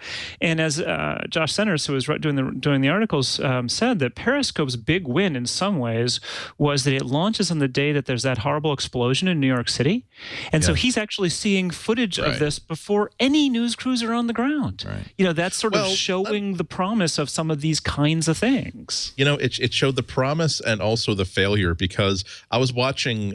I think it was Mashable's stream, and the entire thing it was the entire stream, and I watched it for like 20 minutes. Was okay. I'm on the roof of our building, and there's something. I see a big plume of smoke, and it's I see a lot of news. And of course, you can see like the chat from other people, and the person who's on site, so to speak, and streaming said, "Well, I don't know whether it was like an explosion or a fire." And in response, that people say, "Oh, well, CNBC is reporting this." So, well, actually, I was on CNN, and CNN is reporting this. Like, so there's a difference between like being there with an active camera and actually having the ability to do reporting. They're both valuable, but it's like, okay, let's not say that this is killing actual journalism. It's a tool for journalism. You still have to bring journalism to it. I think there also is one of those things where this is the speeding up of the journalistic world. I mean, in fact, when Josh told me about it, I did a Google News search to find out what the hell he was talking about. I was like, the explosion in New York City? It was this like terrorists or something? And I found one Google News article about it about 8 down. That was how little it was covered at that point in time, and yet he was seeing video of that. So in fact, I mean, Mashable was coming in late when the stuff that he was seeing was really right on the spot. I was actually shocked that there were people who had downloaded this app already, because it had just launched that day. So again, not that this is going to solve everything, but I think you want to talk about the Rodney King videos, they're going to show up on Periscope. People are going to be doing this stuff. They're just going to hit that record button and stream it live. I'm glad it's out there. I just hope that we're smart enough as a society to understand that here is live video stream without any reporting behind it, as opposed to no, this was somebody decided to deep fry a turkey.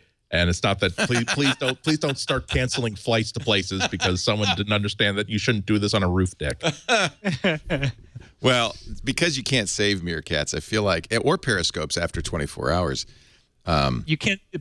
Both of them can be saved to your local device. Right.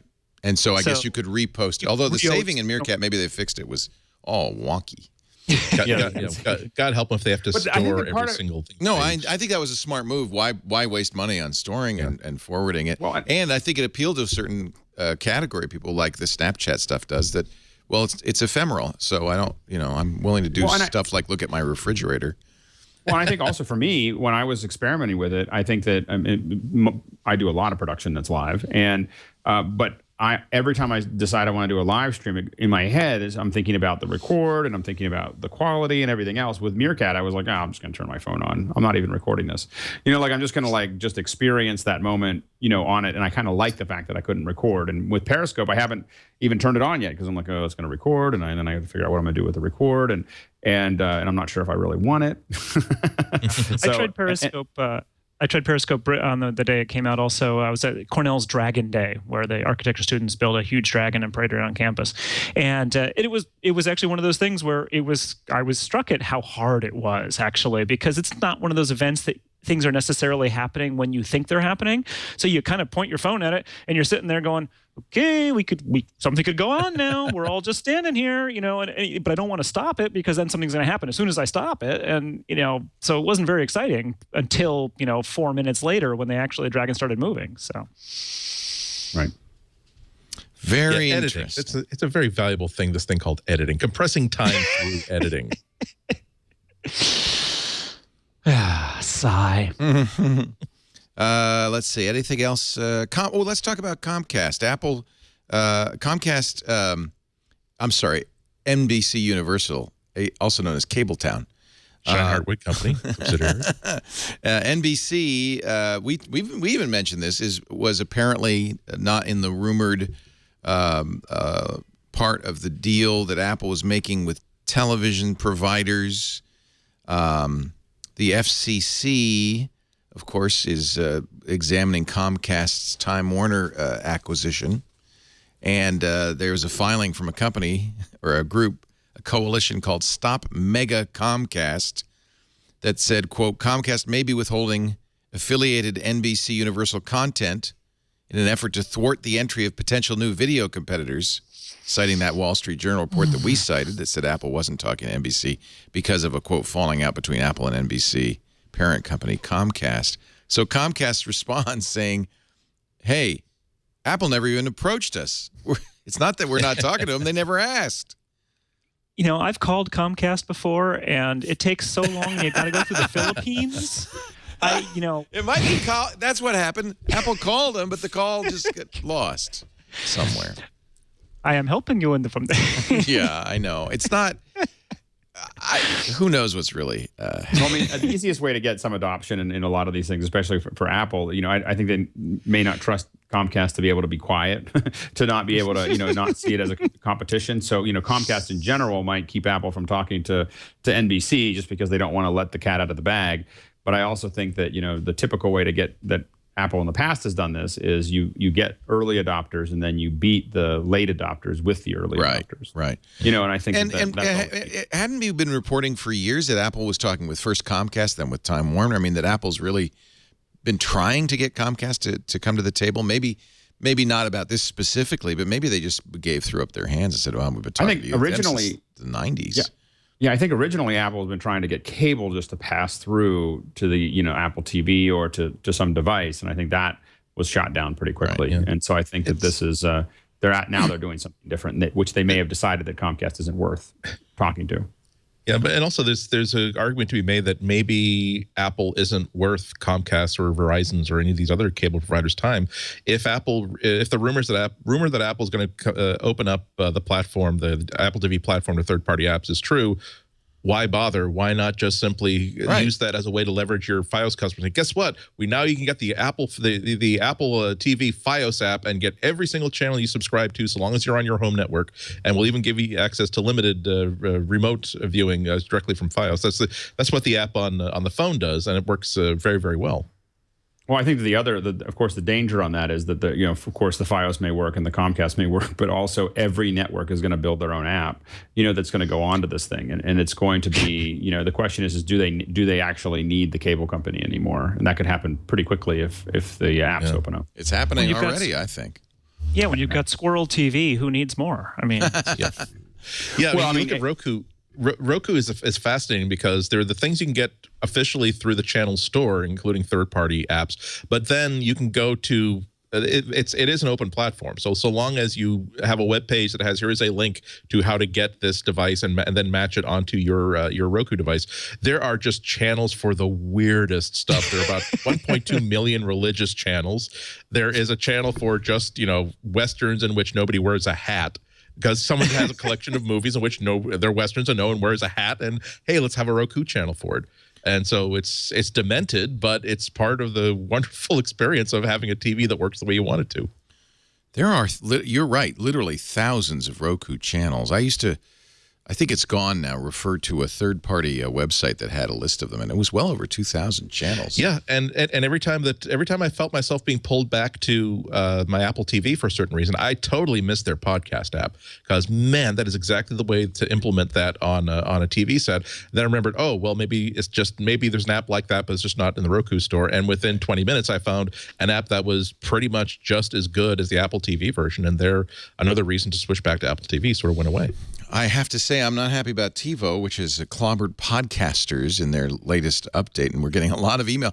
A lot of you watched on TiVo. I did not know that. I didn't know you could do that. I'm a Rumio Pro user myself, and always thought it was a little interesting that TiVo allowed you to create season passes for podcasts and watch them or listen to them. I guess watch them, but they've turned that off, and then they have a new way of doing things, which apparently has broken it entirely. So if you're watching and saying, where'd it go? We know. Wasn't us. TiVo did something, and we're talking to him, trying to convince him to go back. I admit it. I am a flawed human being. I want to be the first to say this. I tried to wait till April 10th, a mere 11 days from now, to buy the new MacBook. Couldn't do it. Ended up buying a 13-inch MacBook Pro. Is there something wrong with me? Yeah, I think you're capable of counting to one. And when you counted the number of ports, you said, you know what? I think I'd much rather have the new processor and the new TouchForce trackpad. Well, that's exactly nicely. it. I felt like the 13-inch is, of course, it's going to be heavier and thicker, but it also is going to be faster. More was concerned less about ports, although that's an issue, but more about speed. Yeah, that's a good question. It's a very special Mac for a very special kind of buyer. There are people for whom that extra size, that slim down size, is really the thing they want most of all, and they're willing. And the way they use a mobile Mac is such that the mobility processor isn't an issue and the lack of ports isn't an issue. It is not a Volks Mac by any stretch of the imagination. Right. This is why I like the new MacBook, because it is an addition to the Mac line as opposed to a replacement for anything that already is there. And yet they did improve the MacBook Pro, and I think the 13-inch. Yeah. And I ended up putting an i7 in it and 16 gigs of RAM. I don't know. I just felt like, well, if I'm not going to go with the slow, thin, light guy, maybe I'll just go all the other way completely. Yeah, that's a very sweet package now. It was always a really, really nice MacBook. Yeah. With a couple of misgivings, but a really, really nice premium machine. And now, oh boy, when I got my hands on it for the first time, I had to remind myself, Andy, you just bought a new MacBook last winter. It's still perfect. You haven't even spilled anything into the keyboard yet. And no, this isn't a reason for you to spill something into the keyboard of this perfectly good MacBook you own. Well, this is the one I'm using, just so you know, mid-2012. So I held off 3 years. I know, you probably should hold off 4 or 5 because it's perfectly good. But it's a 15. And some idiot has put comic book keycaps on the thing, and I can't figure out how to use it. So... that idiot being me. You saw it's a good reason. Yeah.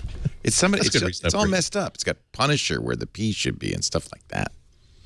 So I could just peel. Running antivirus, I'd just throw that right away. I'd buy 2 more. Anyway, it's supposed to come later this week. I'll have it for next week's MacBreak Weekly. We'll do a little review. And I'm actually very interested in the trackpad, the Force trackpad. Have you tried it yet? No. You haven't tried? Oh my God, it is amazing. So you went over to the Apple store just to see, huh? Yeah, I made a special trip out only just to check out the trackpad, and I checked it out. Then I went back home and I had a conversation with some people I know at Apple. That was one of these really stupid conversations I often have to make sure I understand something, where I had to ask 4 times in a row. There is not a mechanical button underneath this trackpad. No. So but there isn't even like some foam between the glass and the body so I can feel a sense of no. So there is absolute. So if I were to unplug this thing, spin down the battery completely, and then press down, I would not feel any mechanical sensation. No, that's absolutely correct. And only when I asked those 3 questions was I willing to believe there was nothing mechanical in that trackpad. It's just you're gonna like it. It's good. You book 90 minutes of your day to just like pressing it and wow. Well, and I can I can feel a half press, and now I can feel a full press. Oh my God, cancel lunch. I got to do this for more. So Andy, I got a question for you. Which actions are force click actions and why? How do they distinguish between what is the logical difference between a force click action and a right click action or a control click action? Do you mean for for what they got right now? The only stuff that I've seen that actually works is like a fast forward button that says no, go really fast forward, as opposed to there's stuff like look up in dictionary, or you force click on an address and it pops up. But I'm trying to figure out, like, from the usability standpoint, what distinguishes those from just what you'd pick up from a control click, and that's what I don't understand yet. I haven't tried one personally yet either. It's a brand new language, and people are going to figure out how to express that language. I can think of different ways that I would use it, for instance, on a watch or on a multi-touch display. I would love to see if this is a feature of the next iPhone. I'd love to see iOS have the ability to have sort of a contextual click, meaning that if I simply rest my finger on the screen on top of control, I'll get a little bubble that says, "Here's what this button does," and it will understand that I have not actually pressed it down yet. If the answer is we don't know yet, it's gonna. Yeah. But there's the mere fact that they've done away with the clicky button, which I really, really liked, while leaving behind the thing I liked about having a clicky button, which is the ability to actually have tactile feedback that I've pressed something, and also the knowledge that the fact that I happen to like tap my finger on the glass idly or accidentally doesn't mean that now my mouse pointer has moved and I've deleted a paragraph I didn't mean to delete. That was a big, big relief. I was very, very worried when Mark Gurman wrote his spoiler, his investigation about what the next MacBook was going to be like, because I could definitely see Apple making that kind of choice, saying, you know what, we can make it microscopically thinner if we make this a completely multi-touch surface. We don't push a button, and yes, it's a bad decision and it'll make this thing more awful. But oh my God, that fraction of a millimeter. Okay, no, I know that they would feel as though that is legitimately in all ways an improvement on the thing that went before, but it would not be a good experience for me. And really, this is all about me. And finding out that they actually replaced it with something that gave me what I like, but also makes it a better experience is a pretty cool thing. I'm very excited about the MacBook. So can they put this thing in the iPhone? There's been some discussion about it. They put it inside the watch where they can figure that out. Whether they can do that on I don't have really great sources on this. I've been talking to a couple of people who academically feel as though getting it to work on a trackpad without a screen on it is easy. Nominally easy. Getting it to work on a multi-touch screen display the size of a watch is also not terribly difficult. But getting it to work on something the size of a phone or the size of an iPad would be a larger engineering problem. Let's take a break. Come back with your picks of the week. Actually, I meant to say I'm a flawed human being. I bought a Galaxy S6 Edge, but that's a story for another day. You are a creature of desire. Instant gratification. There's a bumper sticker I wish I had that said, "I'm just a great big bag of wants and desires," or wants and needs. And that's kind of the true story here. No, I have to, because I have to talk about it and tell you whether you should buy it. That's my story, and I'm sticking to it. Our show today brought to you by Trunk Club. Actually, this has been a great thing for me. Maybe you've noticed a little bit of an upgrade in the old Leo that you've seen in the past. I do not like to shop. Now, I like to shop. I like to buy gadgets. I like to buy laptops. I like to buy tools. I don't like to shop, and I think I'm not alone in this, for clothes. Right, guys? No one wants to shop, and that's why we look so crappy. We don't look as good as we could because we don't want to shop. We want to wear T-shirts and jeans. Thank you very much. But maybe it's time to upgrade how you look. People do judge you by the way you dress, and you know what? I got a way that's very easy that requires no shopping. It's called Trunk Club. You're busy. I know you want to look your best. Nobody wants to spend time at the mall. But Trunk Club makes it easy. You get your own personal stylist. Mine's named Robin. You can't have her. She's all mine. She's wonderful. Actually, she probably does have other clients, but I don't want to hear about it. Robin and I spent about half an hour on the phone. I told her about myself, that I'm a little preppy. I like the button-downs, kind of chunky. She didn't mock me. She didn't laugh at me. She asked me what kind of brands I liked. She told me that Wife Beater's not a brand, okay? But once we worked that out, She then put up a web page with a lot of suggestions, kind of like a hot or not thing. Guys, you're going to love this. And you go, I like that, don't like that, don't like that. Then she puts together a trunk. This is so cool. My trunk arrived inside, beautifully tied together with little sisal string and stuff, was shirts, sweaters, shoes, really nice stuff. Here's the beauty part. I have spent nothing at this point. Zero. I have 10 days to look at what's in the trunk, keep what I like, return the rest. I've paid nothing for postage, nothing for the stylist. Then, when it arrives back, they say, see what I kept, and they charge me only for that. Trunk Club, it's free to join. Shipping is free. Returns are free. There's no minimum purchase, and I like this, no subscription. You only get a trunk when you say, I want another trunk. So I got an email from Robin. She said, well, I saw what you liked. I saw what you didn't like.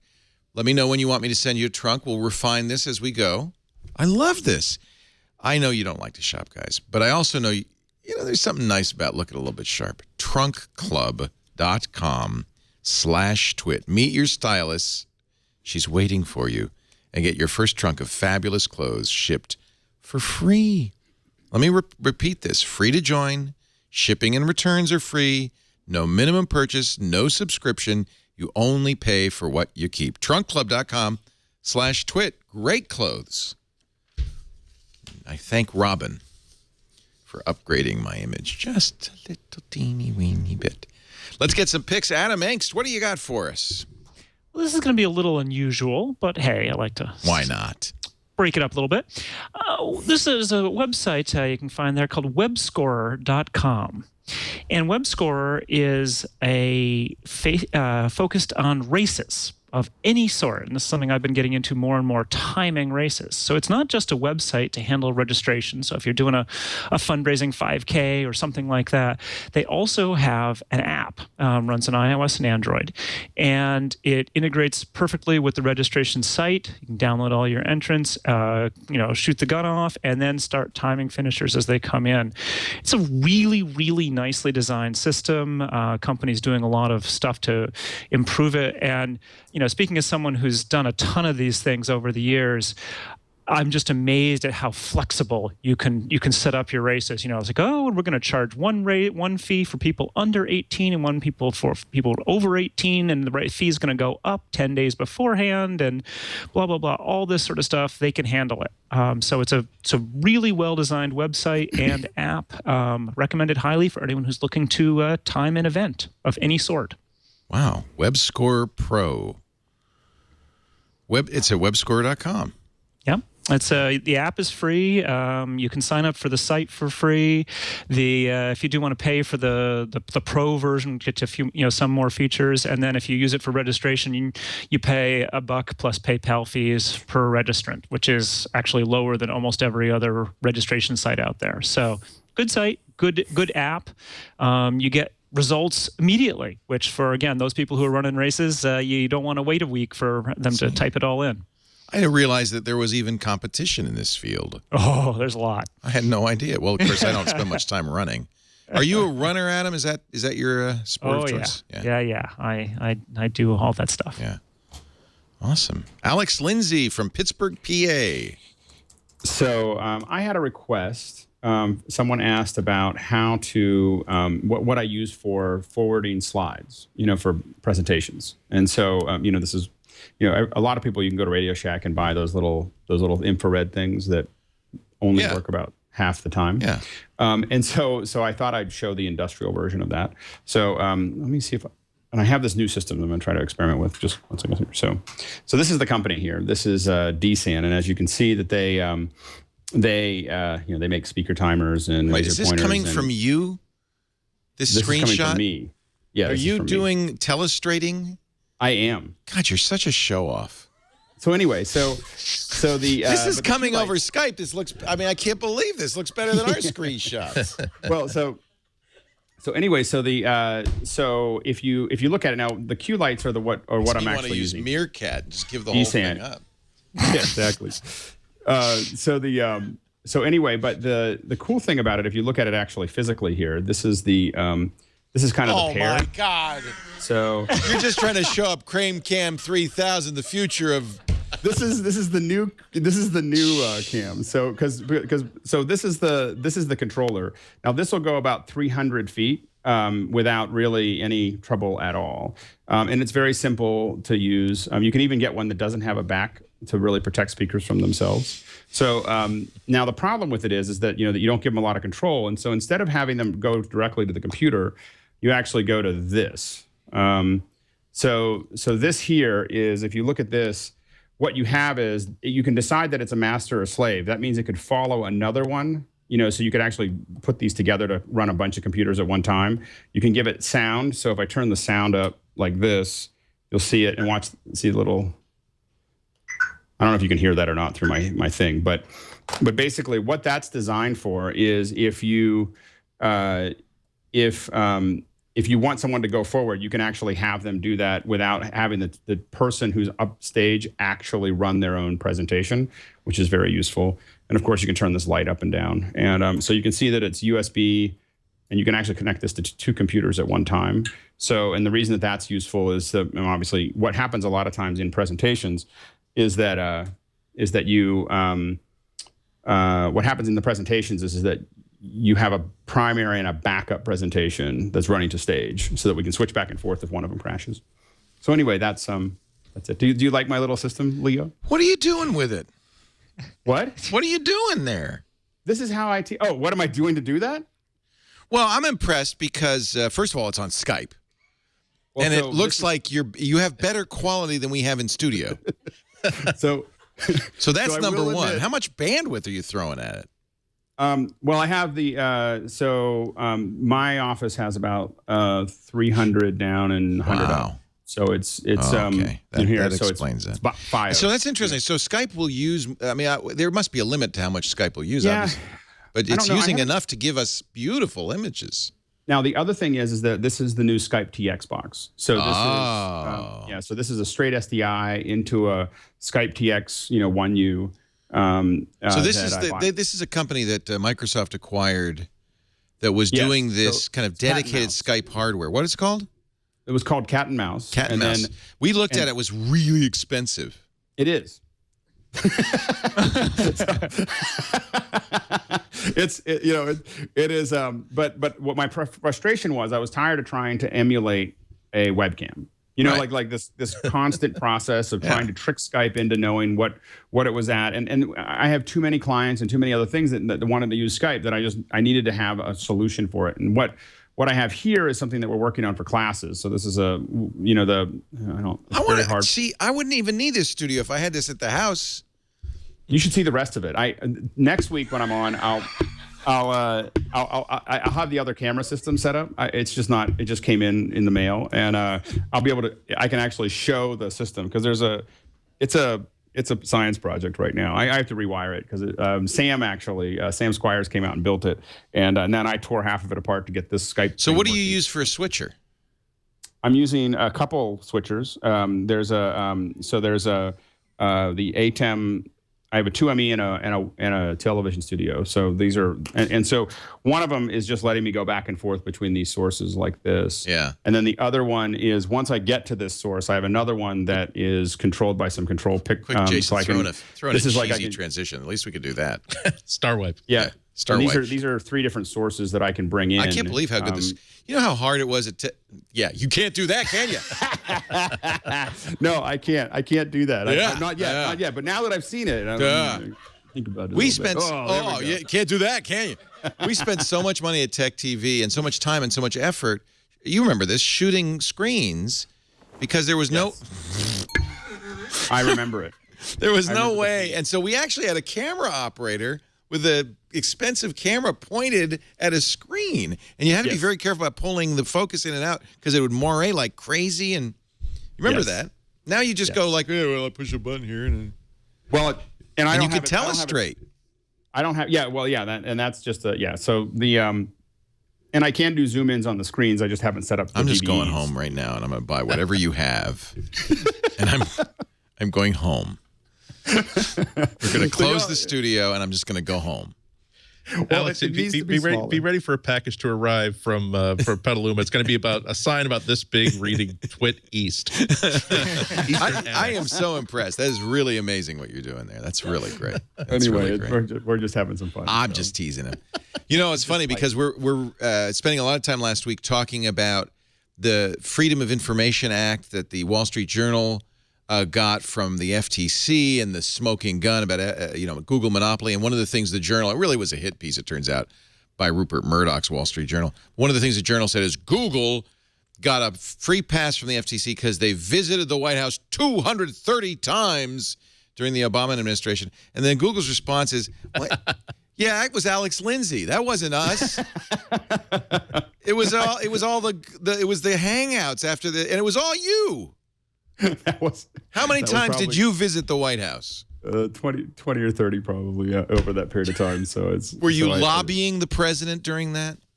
No, I didn't talk to the president ever. So it was. So you could take 30 off of that number because it was Alex going in. Yeah. I had to laugh because it was like, well, no, because we had Cruz come in after the State of the Union because they were doing a Google Hangout, and of course the crew. Is it wrong to say this? Is it a secret? No, it's not. I'm allowed to talk about it. Okay. So the crew was Pixel Core and Alex doing what he just did in Pittsburgh in D.C. Yes. Well, not this complicated. This is a little bit of a. Remember, your setup is superior to the one you brought to the White House? Well, it has different sets of features. So the one, we actually I guess President Obama doesn't really need a telestrator. Well, not yet. So That'd be anyway, cool, but the boom. Wow. Yeah. What are you using for a telestrator? Just a Wacom tablet. Oh, that's neat. I didn't know you could do that. Yeah. It's a bunch of movie magic once we have the Wacom tablet to make it do that. Oh, we were talking about that. You showed me this. This was something you Yeah. Yeah, we were talking about this. It's been refined over time. So impressive. So I started building this whole thing because I was trying to figure out how to teach classes in Rwanda from Petaluma. And now it's gotten to the point where I was trying to explain to someone, they wanted me to speak at a convention, and I was like, okay, I can really do this from my office. And they were like, well, we'd really like you to be there. I'm like, no, really, it's better if I do it from my office. Yeah, no kidding. I have more tools. No kidding. It will be more interesting. And you look just like you're here. I mean, you look better than you're here than if you were here. Yeah. So anyway, that's nice. This is what I do in my spare time. Yeah. And I'm being a little facetious because you showed me much of this stuff. It just always blows me away how good you look. Why? Thank you. Yeah. My God. Man. You're beautiful. It's just a what camera? Skype. That is the big advantage. Oh, this is just a little. This is an XF105. This is a Canon XF105 with an SDI out. So it's but it's a regular camera. So it's like it's a camcorder. Yeah, it's a camcorder. I mean, it's a little bit bigger than a regular camcorder, but it's a not $3,000 camcorder. Okay, I'm just saying. But the it's the a problem little more with it than your USB Logitech. Yes. Although sometimes I don't know if it looks that much better. I mean, I think that I like the look of Alex, the Cisco one. I could see the dead fly on the wall behind you. It looks better. Trust me. It's actually coffee. So you see, it's not sharp enough because I dropped a cup. It's all over the wall. So it's I'll clean that up. But you've had me actually rubbing our screen because I thought it was on our. It was so real. I was going, oh, what is that schmutz on the screen? So thank you, Alex Lindsay, Pixel Core. Is there? You can't do that though, can you? Nice. I cannot. No. I cannot do that. Not yet. No. Not yet. Spend $1 million, you'll be able to do that. That is awesome. I'm gonna get a TriCaster and do that for every transition. Yeah. And Ihnatko, the Crane Cam 3000 is put to shame. I'm sorry. Well, I need to up my game, so here's my little co-host, Soxo. What do we have to show people today, Soxo? Oh, wait, that's not me talking. See, now I feel even dumber because I had this plan that if I want to show something from the iPad, I can just put this monitor right here and then just like rotate Crane Cam 3000 to face it. Yeah. But then I thought that I had an HDMI cable already plugged in, but I didn't, and I can't find one. What I will do is that the only thing I did that was fancy schmancy is that I actually. And his audio goes out. Jeez. I know, and replace the cable. See, you have an audio cable plugged into the iPad, so you can hear the awful from this thing that I'm using. Okay, don't touch anything, Andy. It's falling apart as we speak.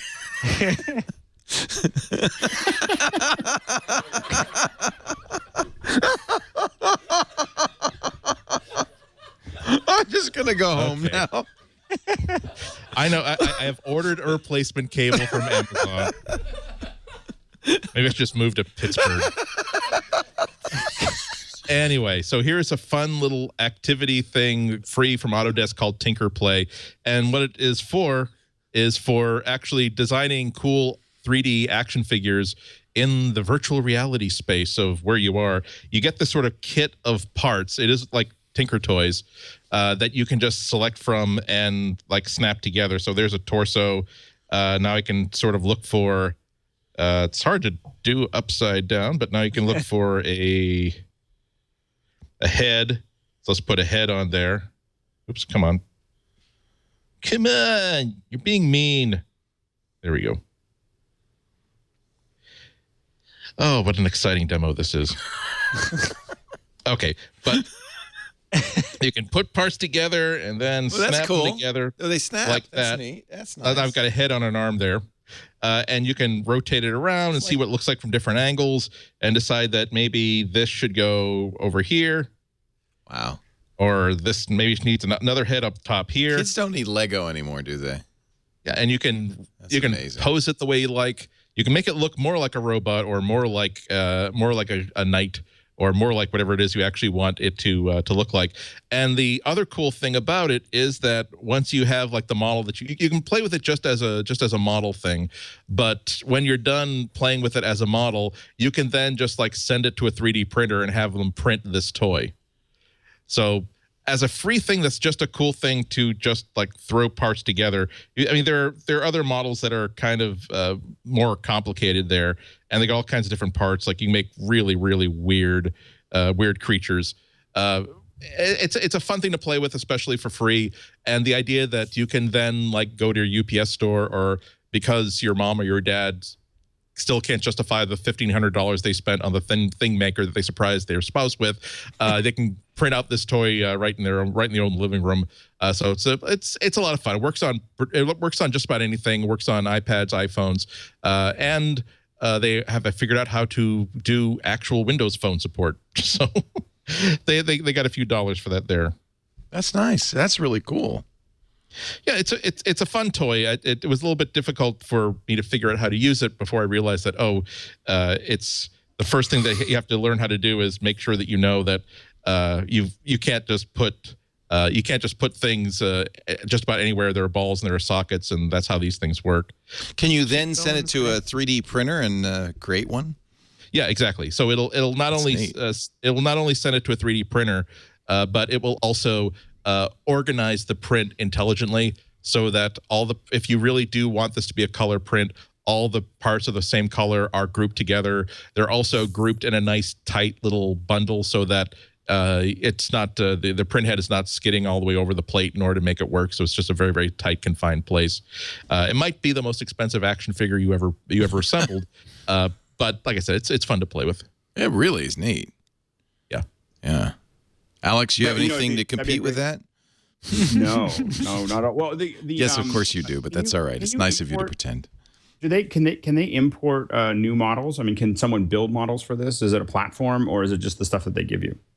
This is actually works with a larger system that Autodesk bought. So there is actually I'm trying to see if I still have that tab open when I was rereading about this. There is a company that they bought here it is. It's Tinkercad. That is sort of a desktop version of this that can be used to build just about anything. So this will work with Tinkercad projects. I don't think it works the other way around. I don't think you can design a 3D part and then import it into this. This is really like an action figure construction set. But again, robots, knights, you can make wings, you got swords, you can even rip off an arm, tell this creature who's boss, make sure that, And you don't have to. It doesn't have to be an Autodesk 3D printer. It could be any 3D printer. It's just going to export. it just exports standard files. So anything that does a regular nib file will work with this. Right. Very cool. My son will go crazy, so I might have to get. I just get that. Even upside down, it's a good time waster in that you just like to pose things and do CSI like recreations of, okay, here's how the body I think fell. Well, it's interesting because it's not only connecting everything, but it's building, in what we would call an inverse kinematic chain. Right. So it's cool. Not. It takes a few minutes to figure out how what you're doing interacts with the model that you're making. But like I said, it's just fun to interact with a 3D sculpture this way in such a tactile way. That's one of the great things about like tablets for 3D, with the ability to simply I wish there were a dent right here, and being able to sort of like put your finger right there and dent it. Maybe that's another thing we're going to be able to use Force Touch with in the near future. Neat. Little rubber pellets. Yes.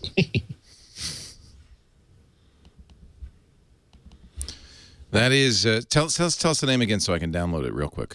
How much does it cost, too? It is absolutely free.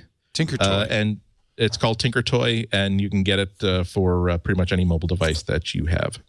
It's on the App Store. If you go to 123dapp.com and then /Tinkerplay. I'm sorry, not Tinker Toy, it's Tinker Play. Tinker Play. I'm sorry. 123dapp.com/Tinkerplay. All right. We know, that we're Squarespace fans here, and but you also may know that I'm spending a little bit of money on a new website for twit.tv, somewhere in between the idea of a Squarespace site or a WordPress site and a $250,000 custom-built site. There must be something. Have you guys heard about this? I just saw an ad for it, and I don't know anything about it. It's called The Grid. It's an artificial intelligence designed website builder. So you don't actually worry about templates or anything. You just upload stuff, and then it does color correction. It lays it out. If it's video, it does something different with it. It does face detection and smart crops your stuff. This is a crazy idea, and I looked into the people behind it, and it's some pretty serious folks. So I'm just curious what you think of this. Can I feed it 5,000 tidbits articles? I'm wondering. You spent a lot of time creating tidbits, right? And I need a new website like you would not believe. I know, and it's really expensive to do. And designers, don't get me started. This is not out yet. It's going to come out later in the spring, but you could sign up to be, I guess, a early beta tester. I'm just curious if anybody knows anything about it. Some pretty heavy duty folks. With spacesuit helmets on it. I mean, and they're in space. They're cosmonauts. So well, you know that they're serious if they've got helmets. So I don't know. I just maybe I'll sign up and I'll give you some feedback on it. I just was curious if you guys. I mean, the co-founder is a guy who did Google AdSense. The other founder is a creator of Grid style sheets and a partner at D4, which is a big interactive agency. And it's very intriguing anyway. Hearing a little bit of buzz about this. It's called thegrid.io. Artificial intelligence. I don't think we could use this for Twit, and you probably couldn't use it for tidbits. You probably need something bespoke. The problem is you'd be handing your entire company over to an AI, which might not be a good idea. What could possibly go wrong? Shut up. You know what? Here's the one thing I do like about this. The data that you upload to them is put on GitHub, so you can access it and download it and take it back. They have an export feature that's pretty clever. So, but you're right. This is Skynet for websites, right? If all of a sudden you see, this is cool. If you sign up early, you get a keychain with an NFC tag, and all you have to do is, tell people, here, just swipe my keychain, and they'll go right to your website. You have to give them your keys, in other words. I bet Alex is signing up for it right now. Definitely want to try it. Yeah, it's an intriguing idea. Yep. Why should we have to design it? Why shouldn't it just, I have a feeling for someone who just wants to throw some ideas up, I think when you don't have a specific idea of how it's going to work. Yeah, well, that's me right there in a nutshell. In a nutshell. Ladies and gentlemen, I think we are done for the day, but I want to thank our panel, and especially Adam Engst, for making some time. He's so busy all the time doing Tidbits. I don't know how he finds time to do anything else. Tidbits, which is literally the longest-running Apple News, Apple fan site. But no, let's not get ahead of ourselves. 2 more weeks. What? 25 years comes in 2 more weeks. Oh my God! You know, we're celebrating our 10th anniversary. The officially oldest. I can't imagine 25 years doing this. Yeah, neither can I, honestly. Yeah, that's pretty impressive. I think brain damage set in several decades ago, so luckily I don't remember it. Well, and I read it every single week. I mean, it's just religious. Although I haven't read the review yet of the Book of Jobs. That just came out this morning. So I have a good excuse. So, right. You know. A lot of people, it's actually really interesting. Most people still read Tidbits in email weekly. That's how I read it. I get it in the email. Obviously, we have the website, but, if you got the email just shows up on Tuesday morning. You read it. And it's text.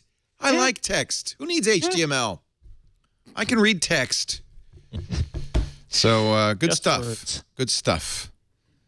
Tidbits, tidbits.com for your weekly, and it's free, although you should become a Tidbits member and support them. And if you do that, you get to read Joe Kissel's Take Control of Security for Mac Users, which we are serializing right now, chapter by chapter, 1 week. I have to read that. Good stuff. Alex Lindsay, he is the master of video. You can learn a lot from Alex at pixelcore.com. But best thing to do, follow him on Twitter at AlexLindsay, Lindsay, because you tweet, don't you, Alex, whenever you're about to do anything public? I do. I tweet, and I tweet Mircats. I'll probably start playing with Periscope, so people will see random stuff that and I'm starting to get into spherical video for for goggles, for Gear VR. Yeah, so anyway, we've been doing some experiments in that area. So I'll probably show some behind the scenes of that. I'm very intrigued by all of that. I got one. I got a rig. Hold on. You got Oculus? Oh my God. Yeah. Oh my God. I tried an Oculus the other day. So this is what I've been asking, and see, this is what I've been asking, and nobody talks about this. Facebook at the F8 conference spent an hour showing optical illusions. All I wanted to know is, what do I need to do VR? That's it, huh? Well, there's to do if you want to capture the VR. Well, what I'd like to do is offer you the chance to sit on the panel. So you can look around and be a part of the show. Leo, I can talk to you about that. I would love to do a VR version of MacBreak Weekly. Remember, we did the first Dolby headphone version of it, so you could hear in space where everybody was. Should we do that next week? You want to do it, but you'd have to have. Could you work with a Gear VR? Nobody has Oculus Rift, or very few. I got to figure out whether we can. So what is that? Like 6 disposable cameras taped together? What is that? This is 6 GoPros. Oh. Did you make that yourself, or did somebody sell that? Someone sells a version of it. This one was printed, not by me. Wait a minute. Did you say printed?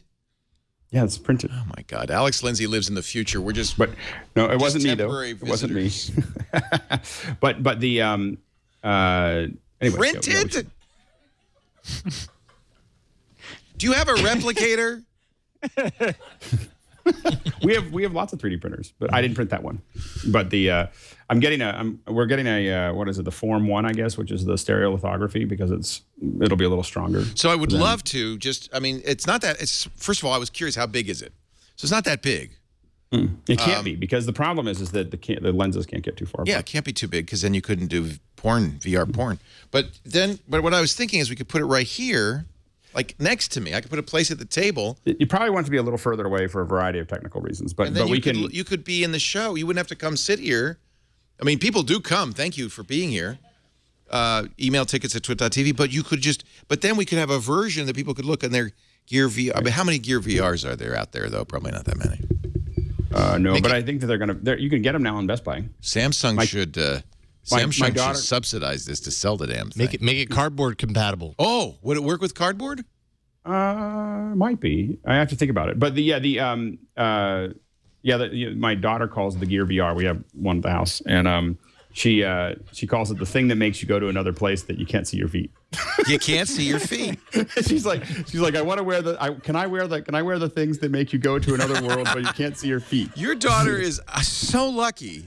She's growing up in a world that is so different from the one you and I. They only get 10 minutes at a time, like 10 minutes in the evening to play with it, because I don't know what it'll do to their eyesight. So, yeah, you're right.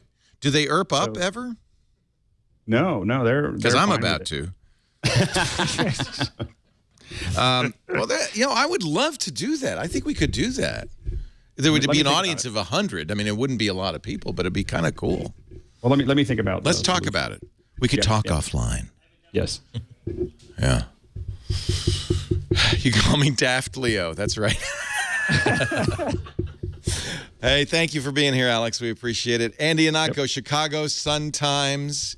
He lives in the past, but it's a good place when you're Andy Ihnatko. It's a good place. That's okay. I don't have the magic ball of cameras, but I get by. You've got pixels in the background. I can only afford Commodore 64 grade graphics for my background.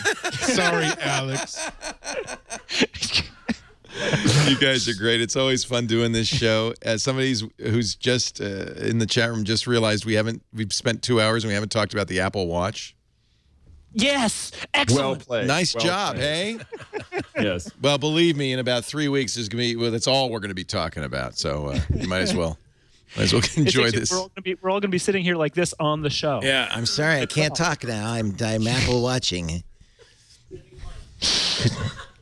That'd be great, because once we're doing the show like this, it doesn't matter if like the audio gets out of sync with the video. It'd be like Clutch Cargo.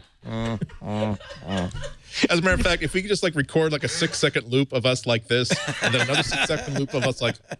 Yeah, the problem is going to be getting it to be the right angle. You're going to be like, oh my, I can't turn it right. Ladies and gentlemen, we do this show 11 a.m. Pacific, 2 p.m. Eastern Time, 1800 UTC every Tuesday at the Twit Brick House. If you'd care to visit, email tickets at twit.tv. We'd love to see you. It's always fun to have a studio audience. It's funny, there were like 100 people here when I got here.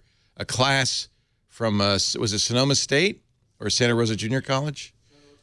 SRJC. And the minute I got here, they left. They ran. So they could have learned something from Alex Lindsay. Next time, stick around, okay? Meanwhile, you must get back to work, because guess what? Break time is over.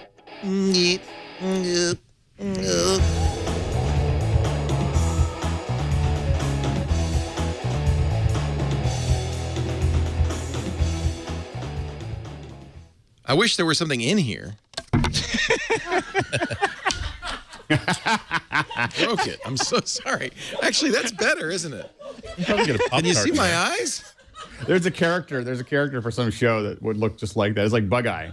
It's Bug-Eye. It works. That's like a villain. That's like villain in Batman. It works with the bow tie, doesn't it? Yeah. Yes. Mm-hmm.